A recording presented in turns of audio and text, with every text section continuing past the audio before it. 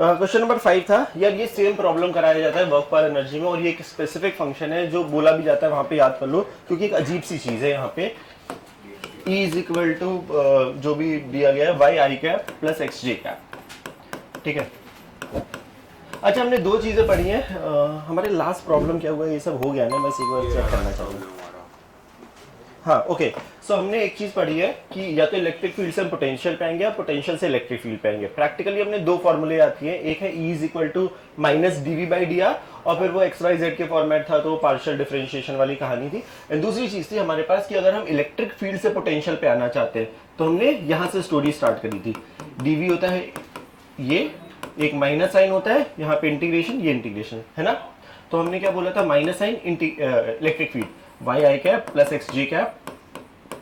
dr जो हमारे पास होता है वो in general dx i cap plus dy j cap होता है, क्योंकि हम किसी जनरल dr की बात करें, एंड dz k कैप। ये है एक अजीब सी प्रॉब्लम आती है इस स्पेसिफिक फंक्शन में। अगर यहाँ पर x होता और यहाँ y वाला कोई फंक्शन होता, अच्छा पहले तो यहाँ पे देखो क्या कहानी हुई, इसको मल्टीप्लाई करेंगे तो यहाँ पर दो टर्म आ रहे हैं, एक आ रहा है y dx और एक आ रहा है x dy। तो आइडियली ना बड़ा अजीब सी चीज है, ये शायद सेम फंक्शन कराया गया होगा वर्क पावर एनर्जी में। अच्छा मैं नहीं कराया, तो ये फंक्शन कराया होगा 100%, राइट। तो आइडियली अगर यहाँ पर x का फंक्शन होता तो वो इजीली x के रिस्पेक्ट में इंटीग्रेट हो जाता, यहाँ y का होता तो y के रिस्पेक्ट में हो जाता, ये नहीं हो सकता है। तो यहाँ पर बताया होगा एक एब्सोल्यूट डिफरेंशिएशन, और वो स्पेसिफिकली ये फंक्शन के लिए कि अगर मेरे पास एक्स वाई है और मैं उसको एब्सोल्यूट डिफरेंशिएट कर रहा हूँ ये, तो इसको लिखने का तरीका क्या होता है, अगर मैं बोलूँ कि dy को एब्सोल्यूट डिफरेंशिएट करो, फर्स्ट फंक्शन सेकंड फंक्शन, तो फर्स्ट फंक्शन को एज इट इज छोड़ा, डिफरेंशिएशन किया y का, किसके रिस्पेक्ट में, किसी के लिए एब्सोल्यूट डिफरेंशिएशन है, तो dy मतलब जैसे अगर ये y स्क्वायर होता तो मैं लिखता 2y dy, समझना। अगर इंस्टेड ऑफ y ये y स्क्वायर होता तो मैं एब्सोल्यूट डिफरेंशिएशन अगर करता तो मैं y स्क्वायर का करता 2y इंटू dy लिखता। बट यहाँ पर रिकॉर्डिंग चालू हो चुकी है ना, अच्छा छोड़, हाँ सो x dy, अरे बात लिखते y second function y integration of this, sorry differentiation of this, मतलब x dy plus y dx अगर लिखा है तो can we write that thing as dxy। तो प्रैक्टिकली में ये जो पूरी चीज है y dx plus x dy को हम लिख सकते हैं d ऑफ xy। तो ये प्रैक्टिकली कुछ ऐसा लिखा है, हाँ सो ये इनडायरेक्टली ऐसा क्या लिखा है ये कि xy को पहले डिफरेंशिएट करो और वापस इंटीग्रेट कर दो। इट इज सेम एज यार अगर मैं x स्क्वायर को एक बार डिफरेंशिएट करूं तो आएगा 2x, और मैं 2x को वापस इंटीग्रेट करूं तो आएगा 2x का इंटीग्रेशन होगा ये। तो मतलब अगर मैं किसी चीज को डिफरेंशिएट कर रहा हूं और वापस इंटीग्रेट कर रहा हूं, कैन आई से I will get 100% original function, क्योंकि ये दो रिवर्स चीजें हैं जिसको हम स्टडी कर रहे हैं। तो ये डी और ये इंटीग्रेशन काइंड ऑफ कैंसिल हो जाएगा, तो ये आएगा माइनस एक्स वाई। अच्छा नंबर के टर्म्स में एब्सोल्यूट टर्म्स में है, कहाँ गया सवाल? अच्छा तो यहाँ पे कोई लिमिट नहीं, अगर डेटा दिया होता कि 1,2 से 3,4 तक निकालो तो हम वो करते, बट अगर नहीं दिया गया तो एक कांस्टेंट ऑफ इंटीग्रेशन आता है जो कि सी है। और ये वहां पर भी शायद बताया होगा कि हमें कैसे पता लगेगा, इसको ये लिख सकते हैं। तो ये थोड़ा थोड़ा सा ऑब्जर्वेशन होगा, जब मैथ्स में इंटीग्रेशन हो जाएगा तब वो कहानी है कि अगर मैं बहुत अजीब सा कर दूं, यहाँ ये लिख दूं, तब बहुत अजीब सी कहानी क्या होगी कि वो डिफरेंशिएशन जब हम इसका कर रहे हैं तो वो 2x dx बनेगा, है ना। तो वो एकदम से नहीं चमकेगा, बट ये एक स्पेसिफिक नंबर है, ये प्लीज याद रखना कि जब ये चीज बनती है इसको हम dxy लिख देते हैं, ठीक है। इस चीज को तो 100% याद रखना है। जो बाकी कॉम्प्लिकेटेड फंक्शन, तो मेंस लेवल पे केवल यही पूछा गया, और ये स्पेसिफिक फंक्शन कई बार पूछा जा चुका है। बट अगर कुछ और होगा, है ना, एडवांस में एक बार पूछा गया बहुत अजीब सा function, under root of x square plus y square type की कुछ कहानी थी, बट वो धीरे धीरे आएगा। बट अभी के लिए आइडिया समझ में आ रहा है कि हम यहाँ से यहाँ तक तो आ गए, सिंस वो इंटीग्रेट नहीं हो पा रहा था, बट ये स्पेसिफिक इंटीग्रेशन टाइप की चीज थी जिसको हम ऐसा ऐसा लिख सकते हैं। श्योर, पक्का, ओके आगे बोलो। 8 क्वेश्चन नंबर अभी उस पर हम आए नहीं है, मतलब है कुछ नहीं उस प्रॉब्लम में, बट ओके। एक्सरसाइज सीधे, और कोई 62, एक्सरसाइज 62, इलेक्ट्रिक पोटेंशियल हमने अभी लास्ट चीज हो चुकी है, ये हो गया है ना यार। बहुत बहुत बहुत बहुत बहुत आसान सवाल नहीं, इंटीग्रेशन भी नहीं, पोटेंशियल पूछा है ना यार। मुझे बताओ क्या, नहीं बता दे पहले। What formula? नहीं फॉर्मूला है ही नहीं, फिर से याद है वाली कहानी कि हमने स्टार्ट करा था। अगर एक पूरी रिंग है, ठीक है, और यूनिफॉर्मली चार्ज रिंग है, उसकी वजह से सेंटर का पोटेंशियल क्या था, पोटेंशियल, आराम से अगर एक क्यू चार्ज और आर रेडियस की एक रिंग है, उसके सेंटर का पोटेंशियल क्या था और कैसे निकाला था, पक्का। और हमने अगर ये नॉन यूनिफॉर्मली चार्ज रिंग ली होती तो सेंटर का पोटेंशियल क्या था, तो क्या था, क्यों, अच्छा बिकॉज हम इस सारे चार्जेस को ऐड करते क्योंकि इवेंचुअली हम एक कोई छोटा dq ले रहे हैं और उस dq का पोटेंशियल है k dq अपॉन r, और potential being a scalar quantity हम डायरेक्टली इंटीग्रेशन चिपका सकते हैं।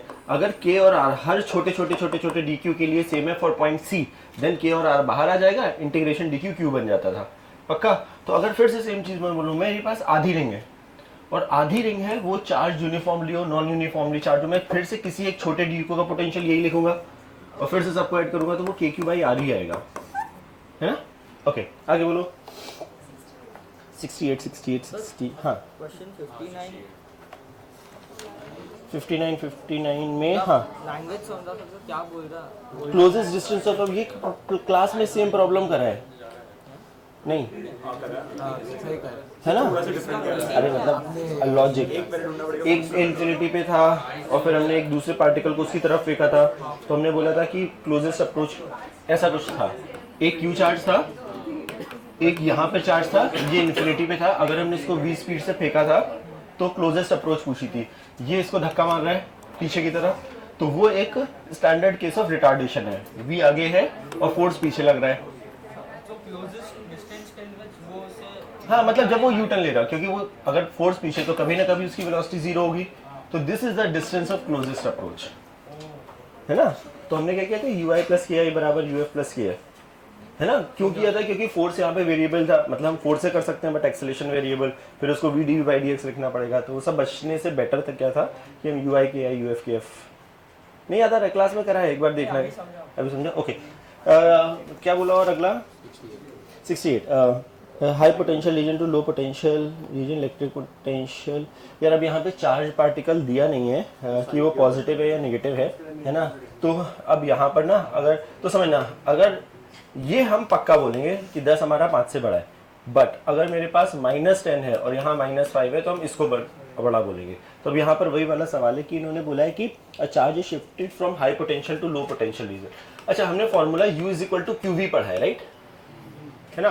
तो हमने वहां पर जब ये फॉर्मूला पढ़ा है तो बेसिकली हमने बोला इन्फिनिटी पे पोटेंशियल एनर्जी जीरो होती है, बट रियलिटी में हम वो U इन्फिनिटी जीरो मानते थे, बट हमेशा वो डेल्टा U या डेल्टा V टाइप की कहानी है कि अगर दो पॉइंट के बीच का पोटेंशियल डिफरेंस डेल्टा V दिया है, अगर Q चार्ज उस दो पॉइंट के बीच में मूव हो रहा है from point A to point B, तो पोटेंशियल एनर्जी में जो चेंज होगा वो Q into change in potential होगा बिटवीन दोज टू पॉइंट।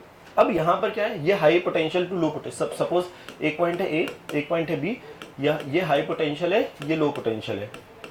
अभी पार्टिकल हमारा यहाँ से यहाँ जा रहा है, अगर वो पॉजिटिव जाता तो डेल्टा V पॉजिटिव होता और Q भी पॉजिटिव है, तो ये हमारे पास पक्का पॉजिटिव टाइप आता, बट वही वाली problem, Q has to be with sign in this.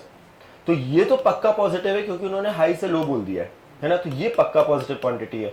But अगर ये नेगेटिव चार्ज पार्टिकल होता तो कहने से पोटेंशियल एनर्जी डिक्रीज होती, तो वहां पे मेंशन करा नहीं है कि किस टाइप का है, इसलिए वो शायद आंसर में इंक्रीज और डिक्रीज होगा, वैसा कुछ है ना। एक और भी था आगे बोलो। हाँ 3 ऐसे थे। अच्छा हाँ डाउट बोलो जल्दी, पहले थोड़ा सा आगे पढ़े नहीं तो डाउट काम हो। 80 infinite concentric ring charge Q radii.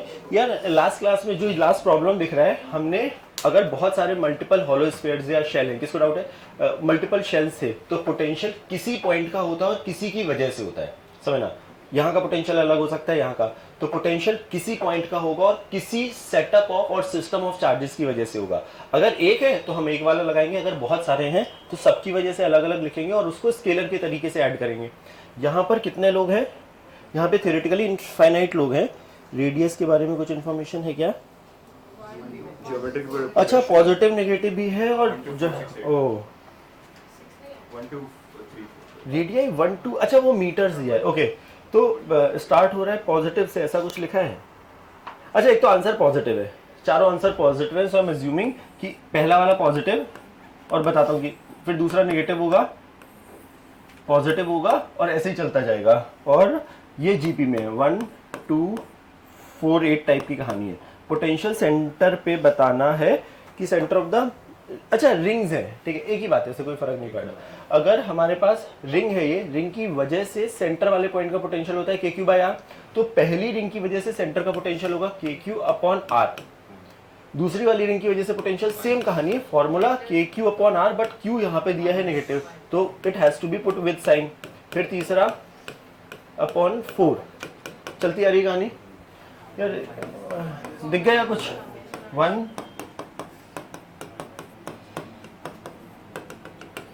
क्या होगा जल्दी बता दे। R का काम कौन करेगा? R नो, आराम से, अरे रुकना यार, सोचने दे। हाँ, क्या करेगा R का काम?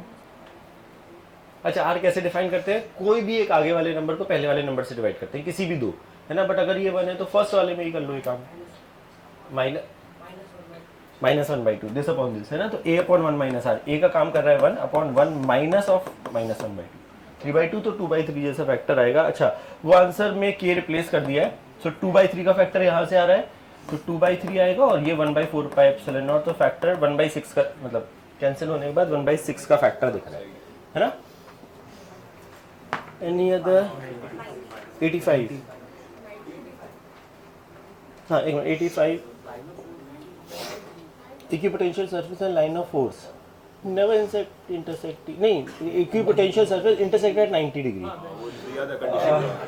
हमने क्या बोला, अगर इलेक्ट्रिक फील्ड लाइन पे भी हम थोड़ा सा आज डिस्कस करेंगे, but electric field lines practically है क्या, 3 इक्विपोटेंशियल सरफेसेस बताई थी क्या, बताई थी, ओके। तो 2 चीजें पढ़ी थी हमने कि इक्विपोटेंशियल सरफेस है, उसके हमेशा परपेंडिकुलर इलेक्ट्रिक फील्ड होती है हमेशा, और इलेक्ट्रिक फील्ड जहां है, इस फॉर्मूले से F = QE से, जहां इलेक्ट्रिक फील्ड की जो भी डायरेक्शन है वही फोर्स की डायरेक्शन है। So practically electric field and electric force की डायरेक्शन सेम होती है, या अगर पॉजिटिव है तो एग्जैक्ट सेम, नेगेटिव है तो ऑपोजिट, बट वो परपेंडिकुलर होगी हमेशा इलेक्ट्रिक पोटेंशियल सरफेस के, क्योंकि वो E.dr वाली कहानी थी, है ना।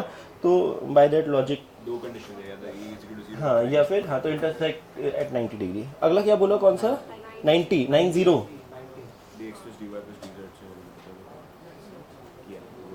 ओ भाई साहब, अच्छा, दिस इज दैट प्रॉब्लम जहाँ पे अभी हम बात कर रहे थे कि जो x dy + y dx था, तब तक तो हमें dxy दिख गया था। अब यार यहाँ पर ना, ये बेटर तरीका इसका क्या है कि उल्टा काम कर लो। उल्टा काम का मतलब ये है कि अगर मुझे, क्योंकि फंक्शन दिख तो रहा है, क्या दिख तो नहीं रहा है, शायद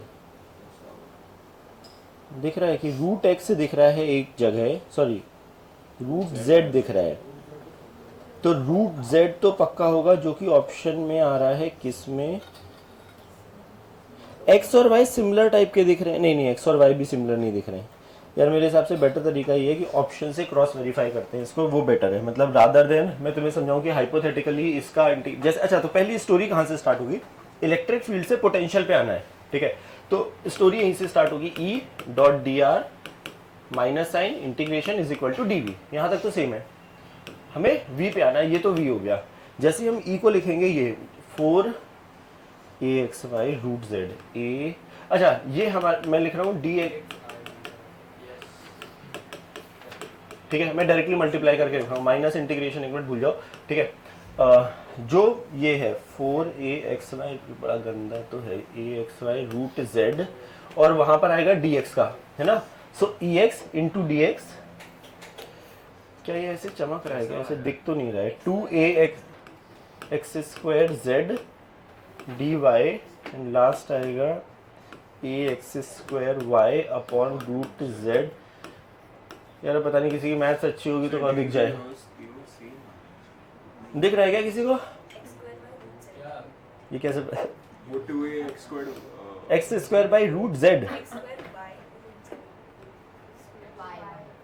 हाँ, मतलब ये कांस्टेंट, ये कैसे दिख, कैसे रहा है तेरे को?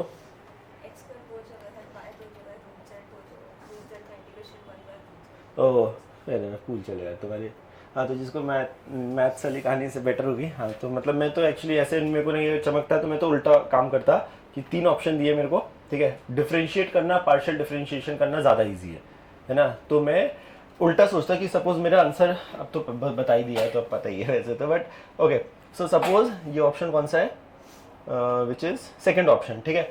तो मैं उल्टा काम करता, z इज इक्वल टू ये सम कॉन्स, स्क्वायर करना क्या z, सेकंड ऑप्शन में x y है 4y अच्छा तो ये नन है क्या आंसर, रूट से मल्टीप्लाई है फिर उल्टा रूट z मल्टीप्लाई में आएगा तो, लेकिन इसमें तो ऑप्शन ही नहीं है। और फिर स्क्वायर करेंगे उसका, तो z इज इक्वल टू फिर कांस्टेंट एक्स स्क्वायर x की पावर 4 एंड y, अच्छा 3 होगा ना, अच्छा पूरे को स्क्वायर कर देंगे तो 3 ऑप्शन है, ओके ओके। कांस्टेंट नीचे कौन से नीचे है रूट z ऊपर होना चाहिए, रूट z ऊपर होना अच्छा ओके, रूट z तो ऊपर ही होगा, चाहिए, फिर आ जाएगा। आ जाएगा।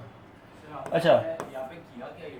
हाँ, तो मैं अब ये बता रहा हूँ कि क्या है, तो अभी ये उल्टा कहानी क्या है कि ऐसा क्या फंक्शन हो कि हम जब उसका डिफरेंशिएशन करें, है ना, तो ऐसा कुछ बने। ये क्या चीज़ लिखी, जैसे हमने पीछे वाले में Y I cap plus X J cap था, तो जब हमने फंक्शन बनाया था तो वो बना y d x plus x d y, यही बना।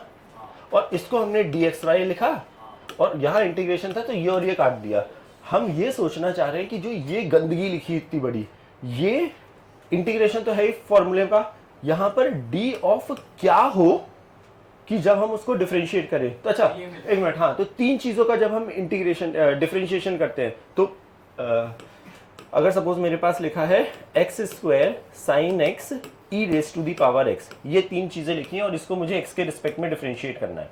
तो इसका तरीका क्या होता है, जब दो फंक्शन होते हैं तो हम क्या बोलते हैं, first function differentiation of second plus second function differentiation of first. तो सेम मेथड अप्लाई होता है, बट उसमें हम दो करके करते हैं। मतलब अगर सपोज 3 है तो एक बार मैं अगर इसको डिफरेंशिएट करूंगा तो इन दोनों को एज इट इज छोड़ूंगा, फिर मैं जब इसको करूंगा तो एक्स स्क्वायर ई रेज़ पावर एक्स को अलग छोड़ूंगा, जब मैं इसको करूंगा तो इन दोनों को छोड़ूंगा और सब में बीच में प्लस साइन है। तो 3 को डिफरेंशिएट करने का तरीका वही है जो 2 है, हर बार एक बार में एक को डिफरेंशिएट करना है, बाकी सबको एज इट इज छोड़ना है। तो अभी यहाँ पर यही वाली प्रॉब्लम, क्या, तो हम क्या चाहते हैं कि यहाँ पे डी के साथ ऐसा क्या फंक्शन हो कि सो दैट डी और इंटीग्रेशन कट जाए। एक तरीका या तो जो ये है कि अगर चमक जाए कि क्या हो रहा होगा, या तो वो है, या क्रॉस वेरीफाई करने का उल्टा तरीका कि मैं आंसर तीनों चेक करूं, है ना, क्योंकि हमें v से e बनाना ज़्यादा आसान है।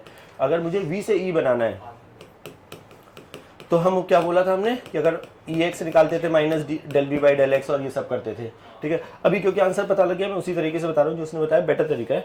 2 जगह मुझे रूट z दिख ही रहा है, क्योंकि हम 2 बार क्या करते हैं कि उस फंक्शन को एज इट इज छोड़ते हैं और तीसरे वाले को डिफरेंशिएट करते हैं, और यहाँ पर 1/√z है। तो रूट z को जब डिफरेंशिएट करेंगे तो z की पावर 1/2 1/2 नीचे आएगा और नीचे रूट z आएगा, तो वो भी काम हो रहा है। तो मतलब 100% एक तो चीज़ ऐसी है जहाँ पर ये रूट z जैसा बन रहा है, ऐसा लग रहा है ना। फिर हमने बोला यार अगली, स्क्वायर बनेगा फिर हाँ, फिर 2 जगह मुझे एक्स स्क्वायर दिख रहा है, और उधर बनेगा ये। है ना, तो वो एक्स स्क्वायर वाला एक्स स्क्वायर है, और तीसरी जगह दिख रहा है y हर जगह, है ना। तो ये एक बार हम करके देखेंगे, हो सकता है एग्जैक्टली मैच हो जाए, हो सकता है 2 का फैक्टर एक्स्ट्रा चाहिए हो, 1 का फैक्टर एक्स्ट्रा चाहिए हो, वो कांस्टेंट फैक्टर में प्रॉब्लम नहीं है। एक्स स्क्वायर को एज इट इज छोड़ेंगे, सॉरी वाई जेड को पहली बार में अगर एज इट इज छोड़ा वाई रूट जेड को, तो एक्स स्क्वायर का आएगा 2x और dx तो आएगा ही, है ना। तो हमने देखा कि ऐसा x y root z type का कहीं है क्या, एक्स वाई रूट जेड। बाकी तो कांस्टेंट के बारे में डोंट वरी, वो सब हो जाता है, क्योंकि यहाँ पर ये 2 और a तो कांस्टेंट है, तो पहला वाला मैच कर गया। फिर हमने बोला कि अच्छा y को डिफरेंशिएट करते हैं, एक्स स्क्वायर रूट जेड को छोड़ते हैं, एक्स स्क्वायर रूट जेड को जब छोड़ा तो y को हम डिफरेंशिएट करेंगे तो y का हो जाएगा 1 और आएगा dy। फिर हमने देखा यार ऐसा फंक्शन है क्या कहीं, ये वाला भी मैच हो गया, है ना। एंड सेम लॉजिक की जब हम तीसरे वाले को करेंगे तो उसमें एक्स स्क्वायर वाई को एज इट इज छोड़ेंगे और जेड रूट जेड के में आएगा 1/2 रूट जेड और डी जेड, तो फिर ये तीसरा वाला भी मैच हो गया। तो मल्टीप्लाइड जैसे ही 2 करेंगे तो वो सारे फैक्टर्स भी मैच हो जाएंगे, क्योंकि यहाँ 2 है, यहाँ 1 है, यहाँ 2 है, तो 2 से पूरे में मल्टीप्लाई करेंगे तो 4 हो जाएगा। That's why we can say this thing. Again I am saying कि ये तुम्हारे लिए ज़्यादा ईजी है, क्योंकि जब तुम इंटीग्रेशन पढ़ते हो तो बहुत डिफिकल्ट फंक्शंस पढ़ाए जाते हैं वहाँ पे, है ना, तब उल्टा क्लिक करना ज़्यादा ईजी हो जाएगा। बट अभी के लिए this is a way to see कि ऑप्शन मेरे पास लिखे हुए और वो फैक्टर ऐसे मैच हो रहे हैं, then it will be like that. पक्का, ठीक है। तो इतना दिमाग मत लगाओ, मैथमेटिकली समझ में आ गया ना थोड़ा सा आइडिया कि कैसे उसको रिवर्स वे में अप्रोच करें। पक्का, आगे बोलो। Between origin and d, d, 0 यार इलेक्ट्रिक फील्ड के डायरेक्शन में पोटेंशियल कम होता था, और अगर इलेक्ट्रिक फील्ड यूनिफॉर्म है तो बहुत आसान, E × D is my answer, है ना। अगर कांस्टेंट है तो डेल्टा V को हम लिख सकते हैं डायरेक्टली E × D जैसा, और हमें पता है in the direction of electric field potential कम होता है अगर वो प्लस माइनस भी ऑप्शन है तो, जैसे कि इसमें प्लस माइनस दोनों ऑप्शन तो है भी नहीं। तो इलेक्ट्रिक फील्ड का जो एंगल दिया है, अच्छा तो अब एक इंटरेस्टिंग चीज है, ऐसा लग रहा है ये थीटा 45 है, जो कि नहीं है, समझना, क्योंकि जो पॉइंट दिया है वो है हमारा D I cap plus D J cap जैसा। तो एक काम करो, ये सब दिमाग में लगाओ मत, सीधे सीधे अपन एक काम करते हैं, अपन फॉर्मूला लगाते हैं delta v is equal to e dot d r. तो जब ई कांस्टेंट तो इंटीग्रेशन के बाहर आएगा और डी आर का इंटीग्रेशन डेल्टा आर बनेगा, और यहाँ पे है डॉट प्रोडक्ट और फॉर्मूले का माइनस है ना। तो ई की वैल्यू इन्होंने जो दी है ई पॉजिटिव एक्स में है, और मैग्नीट्यूड क्या है उसका, अच्छा कुछ लिखा नहीं है, मतलब वो हम ई ही मान रहे हैं। तो क्या हम ये माइनस को एज इट इज छोड़े, इसको लिख सकते हैं E cos theta I cap plus E sine theta J cap D R D I D J, इन दोनों का डॉट प्रोडक्ट करेंगे, गलत लिख दिया है। ई जो इन्होंने दिया है, नीचे एरो नीचे भी क्यों बना है, अच्छा वो जेड का एरो है। इलेक्ट्रिक फील्ड ऐसे ही है, इलेक्ट्रिक फील्ड की जो उन्होंने डायरेक्शन दी है वो ये दी है ऐसे, है ना, बट मतलब मुझे एक्चुअली वो लग रहा था वो जेड का एरो है, नीचे वाला जो एरो है वो जेड का है। तो जो इलेक्ट्रिक फील्ड ऐसे है तो उसका एक्स कॉम्पोनेंट वाई कॉम्पोनेंट दोनों पॉजिटिव है ना, तो कॉस थीटा आई कैप इसका इससे डॉट प्रोडक्ट करेंगे तो फैक्टर जो भी दिख रहा है पहले ही दिख रहा है, तो है ना, श्योर। आगे बोलो यार, वही तो वो गंदगी दिख रही थी, मुझे ऐसा लग रहा था कि सब ऐसे देखने पे लग रहा था कि ये 45 है, तो मैं सीधे सीधे e into root two d बोलने वाला था। मतलब अगर ये पॉइंट जो है, मतलब ये पॉइंट तो फिक्स कर दिया है, बट ई की डायरेक्शन और इसके बीच में एंगल जीरो नहीं है, वो होगा 45 माइनस थीटा होगा, या तो या थीटा माइनस 45 जैसा कुछ होगा, है ना। अभी कुछ बड़ा छोटा दिया नहीं है। अच्छा लेकिन कॉस में फर्क नहीं पड़ता है। अगर सपोज मैं बोल रहा हूँ कि सब लेट्स से कि थीटा बड़ा है ना, तो अगर थीटा बड़ा है तो पॉइंट मेरा डी कॉमा यहाँ होगा, तो 45 इधर होगा, तो ई और जो ये आर वेक्टर है इसके बीच का एंगल क्या हो जाएगा, थीटा माइनस 45, है ना। तो हमारा फॉर्मूला क्या है, ई डॉट ये, तो E into magnitude into cos, तो वहां पे आएगा कॉस फैक्टर जो आएगा वो आएगा थीटा माइनस 45 का। तो मतलब ई आएगा, और जो डी आर का मैग्नीट्यूड है डेल्टा आर का वो डी, और ये भी डी, तो डी रूट टू जैसा होगा, है ना। तो यहाँ पर वो डी रूट टू जैसा फैक्टर आएगा, और ये आएगा कॉस ए माइनस बी में दोनों प्लस होते हैं, और वो रूट टू उससे कैंसिल हो जाएगा, तो उससे, बट ये थोड़ा ज्यादा अजीब सा है, बेटर इज ओके। आगे बोलो 100 यूनिफॉर्म इलेक्ट्रिक फील्ड, हाँ 10th वाला नहीं 100, एक बार 100 देख लो, एक मिनट। 100 किसको आउट है यार। एक प्रॉब्लम हमने करा था जहाँ पे हम ओरिजिन से एक जगह पे गए थे, तो हम पहले एक बार एक्स एक्सेस में चले, वाई में चले, या फिर डायरेक्टली इसमें, जैसे कि यहाँ पे बोला है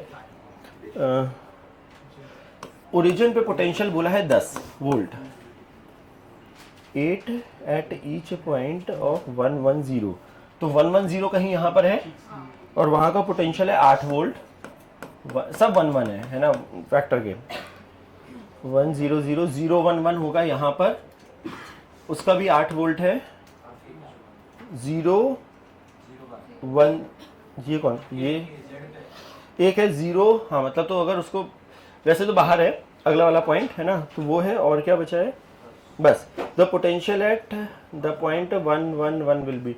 तो यार कैसे सोच सकते हैं इसको, तीसरा पॉइंट है यहाँ पर, यार मुझे लगता है सेम ही नहीं होगा। अगर हमारा तीसरा पॉइंट दिया है 1,1,1 ना, पोटेंशियल पूछा गया है, हम यहाँ से यहाँ गए तो 8, यहाँ से यहाँ गए 8, या तो हम पूरा निकालें, हाँ, या तो वो करें यार, आई के एवरी 1 यूनिट पे 2 वोल्ट, 3 यूनिट है तो 6 वोल्ट डिक्रीज होगा, तो 10 माइनस 6 4। अच्छा तो ऐसा सोचते हैं 1,1,1 तक जाने के लिए हम क्या करें, ठीक है ना, ये जो इसमें बोला बिल्कुल ही सही कहानी। अगर मैं एग्जैक्टली 1 मीटर जा रहा हूँ तो 2 वोल्ट का डिक्रीज है, चाहे वो एक्स में जा रहा हूँ, चाहे वो वाई में जा रहा हूँ, और चाहे वो मैं जेड में जा रहा हूँ, ठीक है। तो एवरी 1 यूनिट पे जाने पर 2 वोल्ट का डिक्रीज हो रहा है, ठीक है। तो अगर मुझे 1,1,1 पे जाना है, तो मैं पहले एक्स में गया तो 8 पहुंचा, अब मैं वाई में जा रहा हूँ, मतलब यहाँ पहुंच रहा हूँ, तो 2 वोल्ट का और डिक्रीज होगा, तो ये 1,1,0 पे पहुंचा, और फिर जेड में यहाँ आ रहा हूँ, तो 10 से 8 तक आने में 2 का डिक्रीज, फिर 8 से यहाँ पे अगर मैं गया तो फिर से 2 वोल्ट का डिक्रीज, तो यहाँ का आएगा एग्जैक्टली 6 वोल्ट।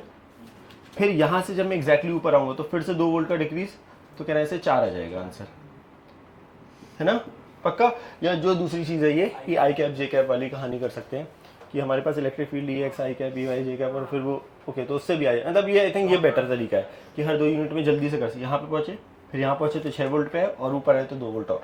बट हमेशा ये नहीं हमेशा नहीं, यहाँ पे यूनिफॉर्म टाइप का एग्जैक्टली सिमेट्रिकल है इसलिए ये कहानी, हाँ अदरवाइज हर बार नहीं तो फिर वो generalize E X E Y E Z करो, डॉट प्रोडक्ट निकाल के फिर वो डॉट प्रोडक्ट निकाल के, बट वो भी यूनिफॉर्म है इसलिए हो रहा है काम ये। Let's focus fear. अच्छा वो देखो यूनिफॉर्म लिखा है इसलिए काम हो रहा है ना, इन यूनिफॉर्म इलेक्ट्रिक फील्ड, इसीलिए जो तुमने माना ई एक्स आई कैप प्लस ई वाई जे कैप प्लस ई जेड के कैप, वो यूनिफॉर्म है इसलिए, नहीं तो अगर वो फंक्शन होता फिर बहुत गंदगी हो जाती। मतलब इस जगह काम कर जा रहा है क्योंकि वो एग्जैक्टली 8 दिया है, हाँ कि मतलब अगर सेंटर पे एक चार्ज मानो हाइपोथेटिकली कोई चार्ज है, उसकी वजह से एग्जैक्टली वो पॉइंट जो सेम डिस्टेंस पे होता है उसका जो पोटेंशियल होता है वो सेम होता है। हाँ तो मतलब अगर क्योंकि इस पॉइंट का जो 1 यूनिट पे है उसका भी पोटेंशियल 8 है, जो यहाँ से 1 पे है उसका भी 8 है, और जो z पे है उसका भी 8 है। तो दिस इज बिहेविंग लाइक अ, यहाँ पे एक हाइपोथेटिकली अगर एक क्यू चार्ज रखा है, लेकिन ना उससे आंसर आ रहा है, बट उससे आंसर नहीं, वो गलत इसलिए है क्योंकि नहीं आ रहा है ना आंसर, हाँ तो इसलिए गलत है क्योंकि इलेक्ट्रिक फील्ड यूनिफॉर्म स्फीयर की सेंटर पे चार्ज की वजह से होती नहीं है, और पहला लाइन लिखा है वहाँ पे यूनिफॉर्म इलेक्ट्रिक फील्ड है। जो इलेक्ट्रिक फील्ड होती है due to the point charge वो होती है के क्यू बाई आर स्क्वायर, वो 3 पॉइंट मैच कर रहे हैं बस केवल, है ना, बट ज़रूरी नहीं है कि यूनिफॉर्म इलेक्ट्रिक फील्ड हो, क्योंकि अगर सेंटर पे अगर चार्ज होता तो इलेक्ट्रिक फील्ड जो होती है वो के क्यू अपॉन आर स्क्वायर है, एंड डेफिनेटली ये यूनिफॉर्म नहीं है, तो फर्स्ट स्टेटमेंट वायलेट कर नहीं रहा है। अगर ये बोलते कि सेंटर पे चार्ज रखा है और इन पॉइंट के पोटेंशियल ये है, तो 1,1,1 का बताओ, तो जो तू बोल रही है वो करना पड़ता, क्योंकि इसकी वजह से पॉइंट चार्ज की वजह से जो इलेक्ट्रिक फील्ड है वो नॉन यूनिफॉर्म होती है उसके सराउंडिंग में, तो पहला वाला स्टेटमेंट काम नहीं करेगा। वो काम कर जाएगा कि एक्स आई कैप ई वाई जे कैप, क्योंकि वो यूनिफॉर्म हम मान के स्टार्ट कर रहे हैं, है ना, बट अदरवाइज नहीं करेगा, है ना। और क्या बोला, एक दो कुछ और बोले ना अभी जल्दी। 113 अबे 113 ओके। यार ये तो हमने, हाँ कोई भी 2 चार्ज जो प्लस माइनस है, कोई भी 2, ठीक है, वो हमारा डाइपोल बना देना है। यहाँ पे उसको सेटअप को सोचना पड़ेगा कि किसको क्या ले लो। एक क्यू है, एक 3Q है, यहाँ ये -2Q है और ये -2Q है। क्या करो सोचो, 2Q ले लो, QQ उधर से ले लो, फिर उसको ले लो, वो उसका 0 हो गया लेफ्ट वाले पार्ट पे। हाँ कैसे, तो फिर डाउट क्या फिर तेरे को जब, अरे नहीं वो एंड में आंसर फाइनल आंसर नहीं होता आई कैप जे कैप या एक काम ये करे, सेंटर पे ही रख दे कुछ ऐसा चार्ज कि सब XY में आ जाएंगे। सेंटर पे +4Q -4Q रख दो, या तो मतलब ऐसा। हाँ जो तू बोला, चलो गलती ढूंढते हैं उसमें। हाँ तू बोला फाइनल आंसर नहीं आ रहा है। अच्छा तू बता तूने क्या किया, फिर उससे बता देता हूँ, तो गलती पता लग जाएगी। -2Q को मैंने -Q और -Q लिखा अलग-अलग, और फिर इसको कंबाइन कर रहा है, फिर उसको 3Q को मैंने 2Q और Q लिखा। अच्छा जो तू बोला एक बार सारे, तो तू इसको बोल रहा है -Q एंड -Q, ओके, और तो वो -Q और Q एक डाइपोल एक ये कंबाइन कर दिया, तो इसका डाइपोल मोमेंट लिख लेते हैं सो दैट बाद में, तो ये माइनस से प्लस है तो इधर आएगा। A√2 का मतलब A हाँ तो Q इंटू √2 मैग्नीट्यूड आएगा, हाँ या तो आई कैप जे कैप भी लिखेगा उसको फिर। तो यहाँ पे डायरेक्शन आ रही है ये वाली, जिसमें x पॉजिटिव है y नेगेटिव है, तो x पॉजिटिव है आई कैप y नेगेटिव है, और उसका यूनिट वेक्टर जैसा किया है। तूने ये √2 ध्यान दिया था?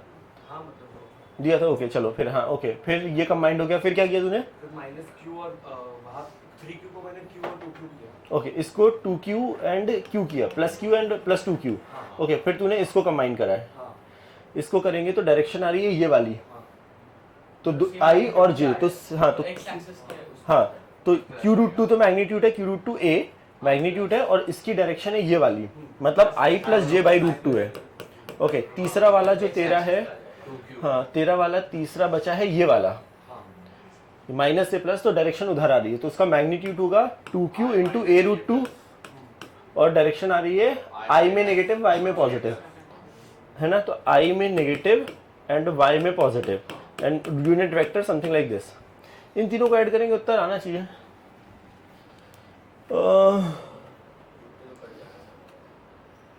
नहीं आ रहा है? अच्छा इन दोनों से पहले तो ये तो कैंसिल ही हो रहा है, तो ये पूरा x पे आएगा, एंड उसकी वैल्यू भी आएगी j/√2 कैंसिल हो रहा है तो q आएगा, a आएगा और 2 आएगा, है ना, वो √2 कैंसिल हो जाएगा और i कैप आएगा। इसमें √2 कैंसिल कर देते हैं और 2qa कॉमन ले लेते हैं तो i कैप भी कैंसिल हो रहा है। तो अच्छा, इसको मल्टीप्लाई करो अगर 2qa माइनस i कैप, इस माइनस i कैप से प्लस से कैंसिल हो रहा है तो केवल j वाला बच रहा है, तो 2qa j कैप जैसा होगा उत्तर। यार एक चीज और जो, अच्छा ठीक है चलेगा, मैं तो सोच रहा था यार ये एंगल है, बीच में +4q माइनस 4q रखो, +4q को इसके 2q और 2q से कंबाइन करो, -4q को इनके साथ कंबाइन करो, सब x y में डायरेक्टली जल्दी कैंसिल होते हैं। मतलब ठीक है, वो कोई जैसे क्लिक कर जाए, मतलब जैसे क्लिक कर जाए। वो यूनिट वेक्टर का डायरेक्शन बाय मैग्नीट्यूड किया था।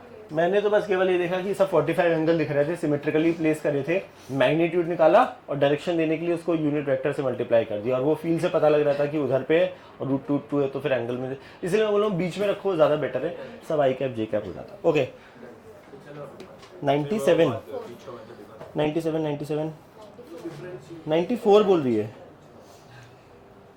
VA दिया गया है, VP D और E, PD और E, इलेक्ट्रिक फील्ड एट, अच्छा वो आंसर मैच नहीं कर रहा है क्या P, इसलिए मैच कर रहा है, केवल जो बीच वाला है उसको बना रहा हूँ मैं। ये A है, D है, Q है, ये C, ये P और ये B।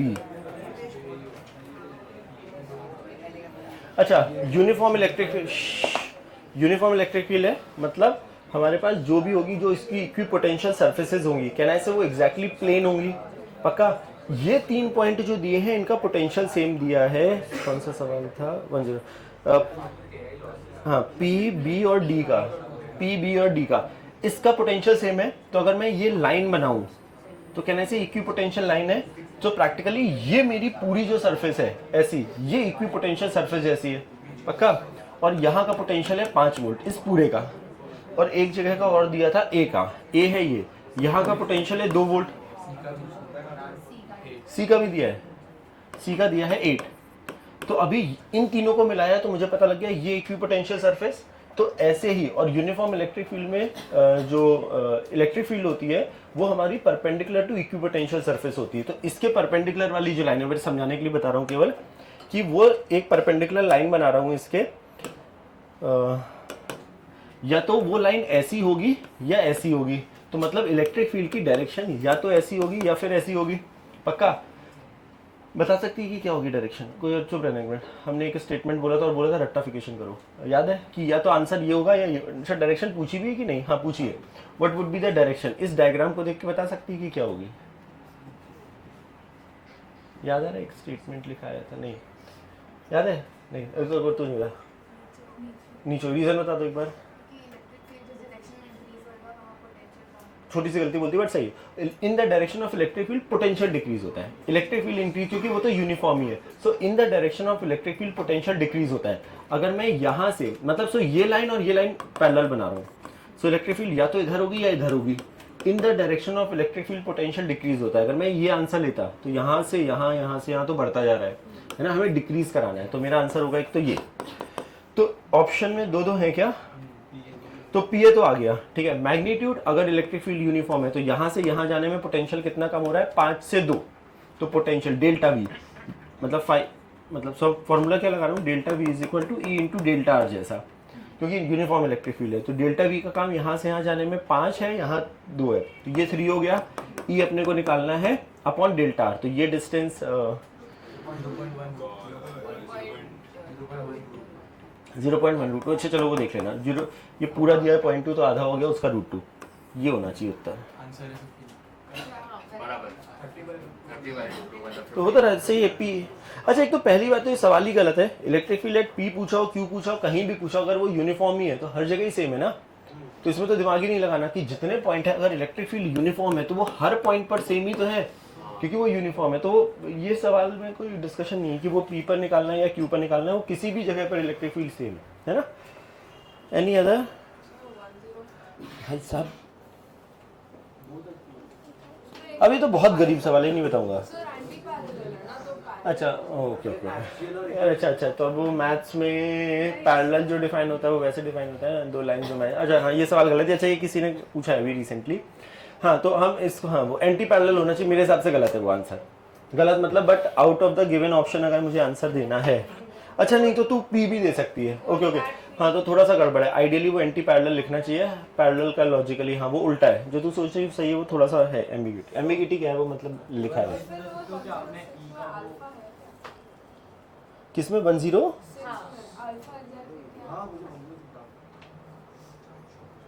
अच्छा वो अल्फा जो है, tan phi is equal to tan अबे यार मतलब अब ठीक है बता, ये हमने किया था किसी रैंडम पॉइंट पर, तो यहाँ पे आया था 2kp cos theta by r cube, इधर पे आया था 2p kp sin थीटा, उनका जो रिजल्टेंट आया था उसका एंगल ई पैरेलल से इसको अल्फा बोला था। अच्छा यहाँ पे लिखना चाहिए यस ट्रू, बट वो स्टैंडर्ड सिंबल है, हर जगह पे अल्फा यूज करते हैं, बट उन्होंने एंगल पूछा है फ्रॉम एक्स एक्सिस।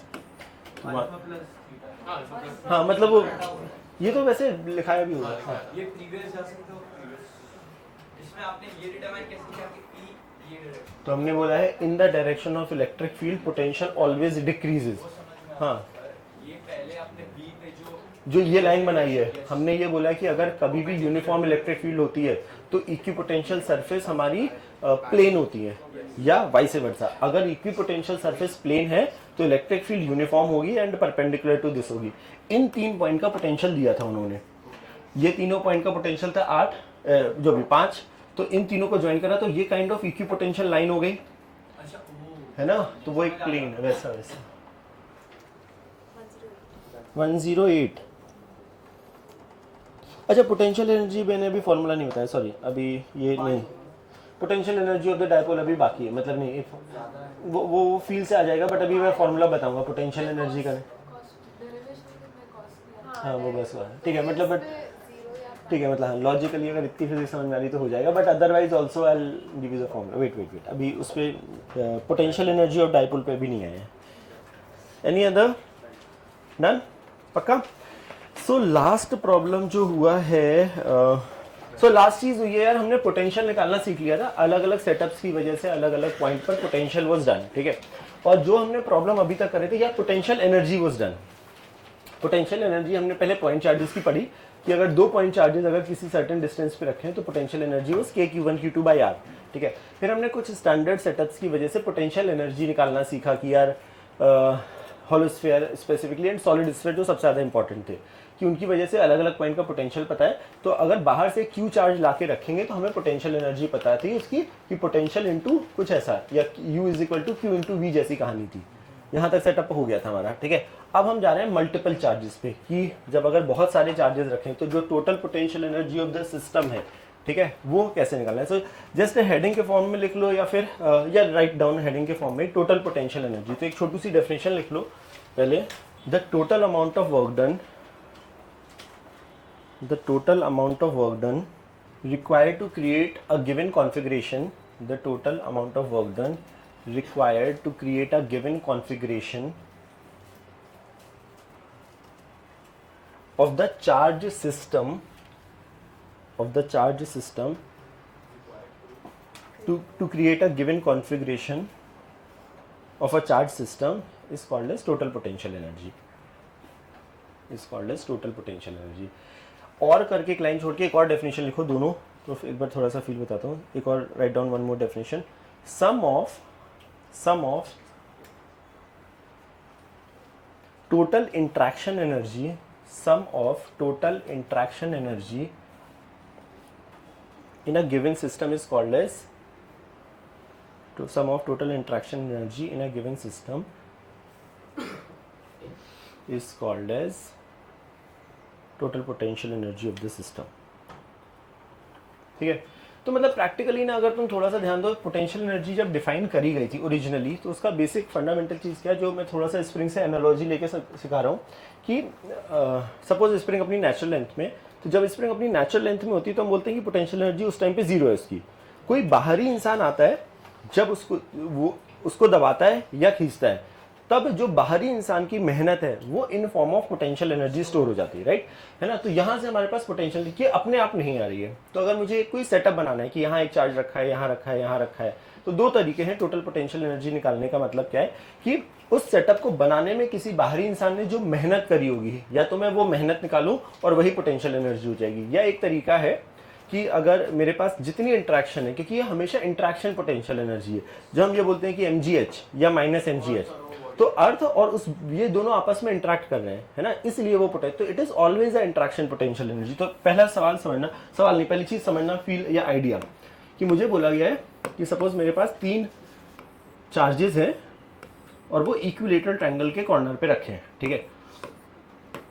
सपोज इसको मैं 1 बोल रहा हूँ, इसको 2 बोल रहा हूँ, इसको 3 बोल रहा हूँ, और मुझे बोला है total potential energy of the system बताओ। तो एक बहुत सिंपल तरीका ये है, क्या करेंगे हम टोटल पोटेंशियल एनर्जी निकालने का, जितने लोग आपस में इंटरेक्ट कर रहे हैं सबकी पोटेंशियल एनर्जी लिखेंगे, it being a scalar quantity, उसको डायरेक्टली ऐड कर देंगे।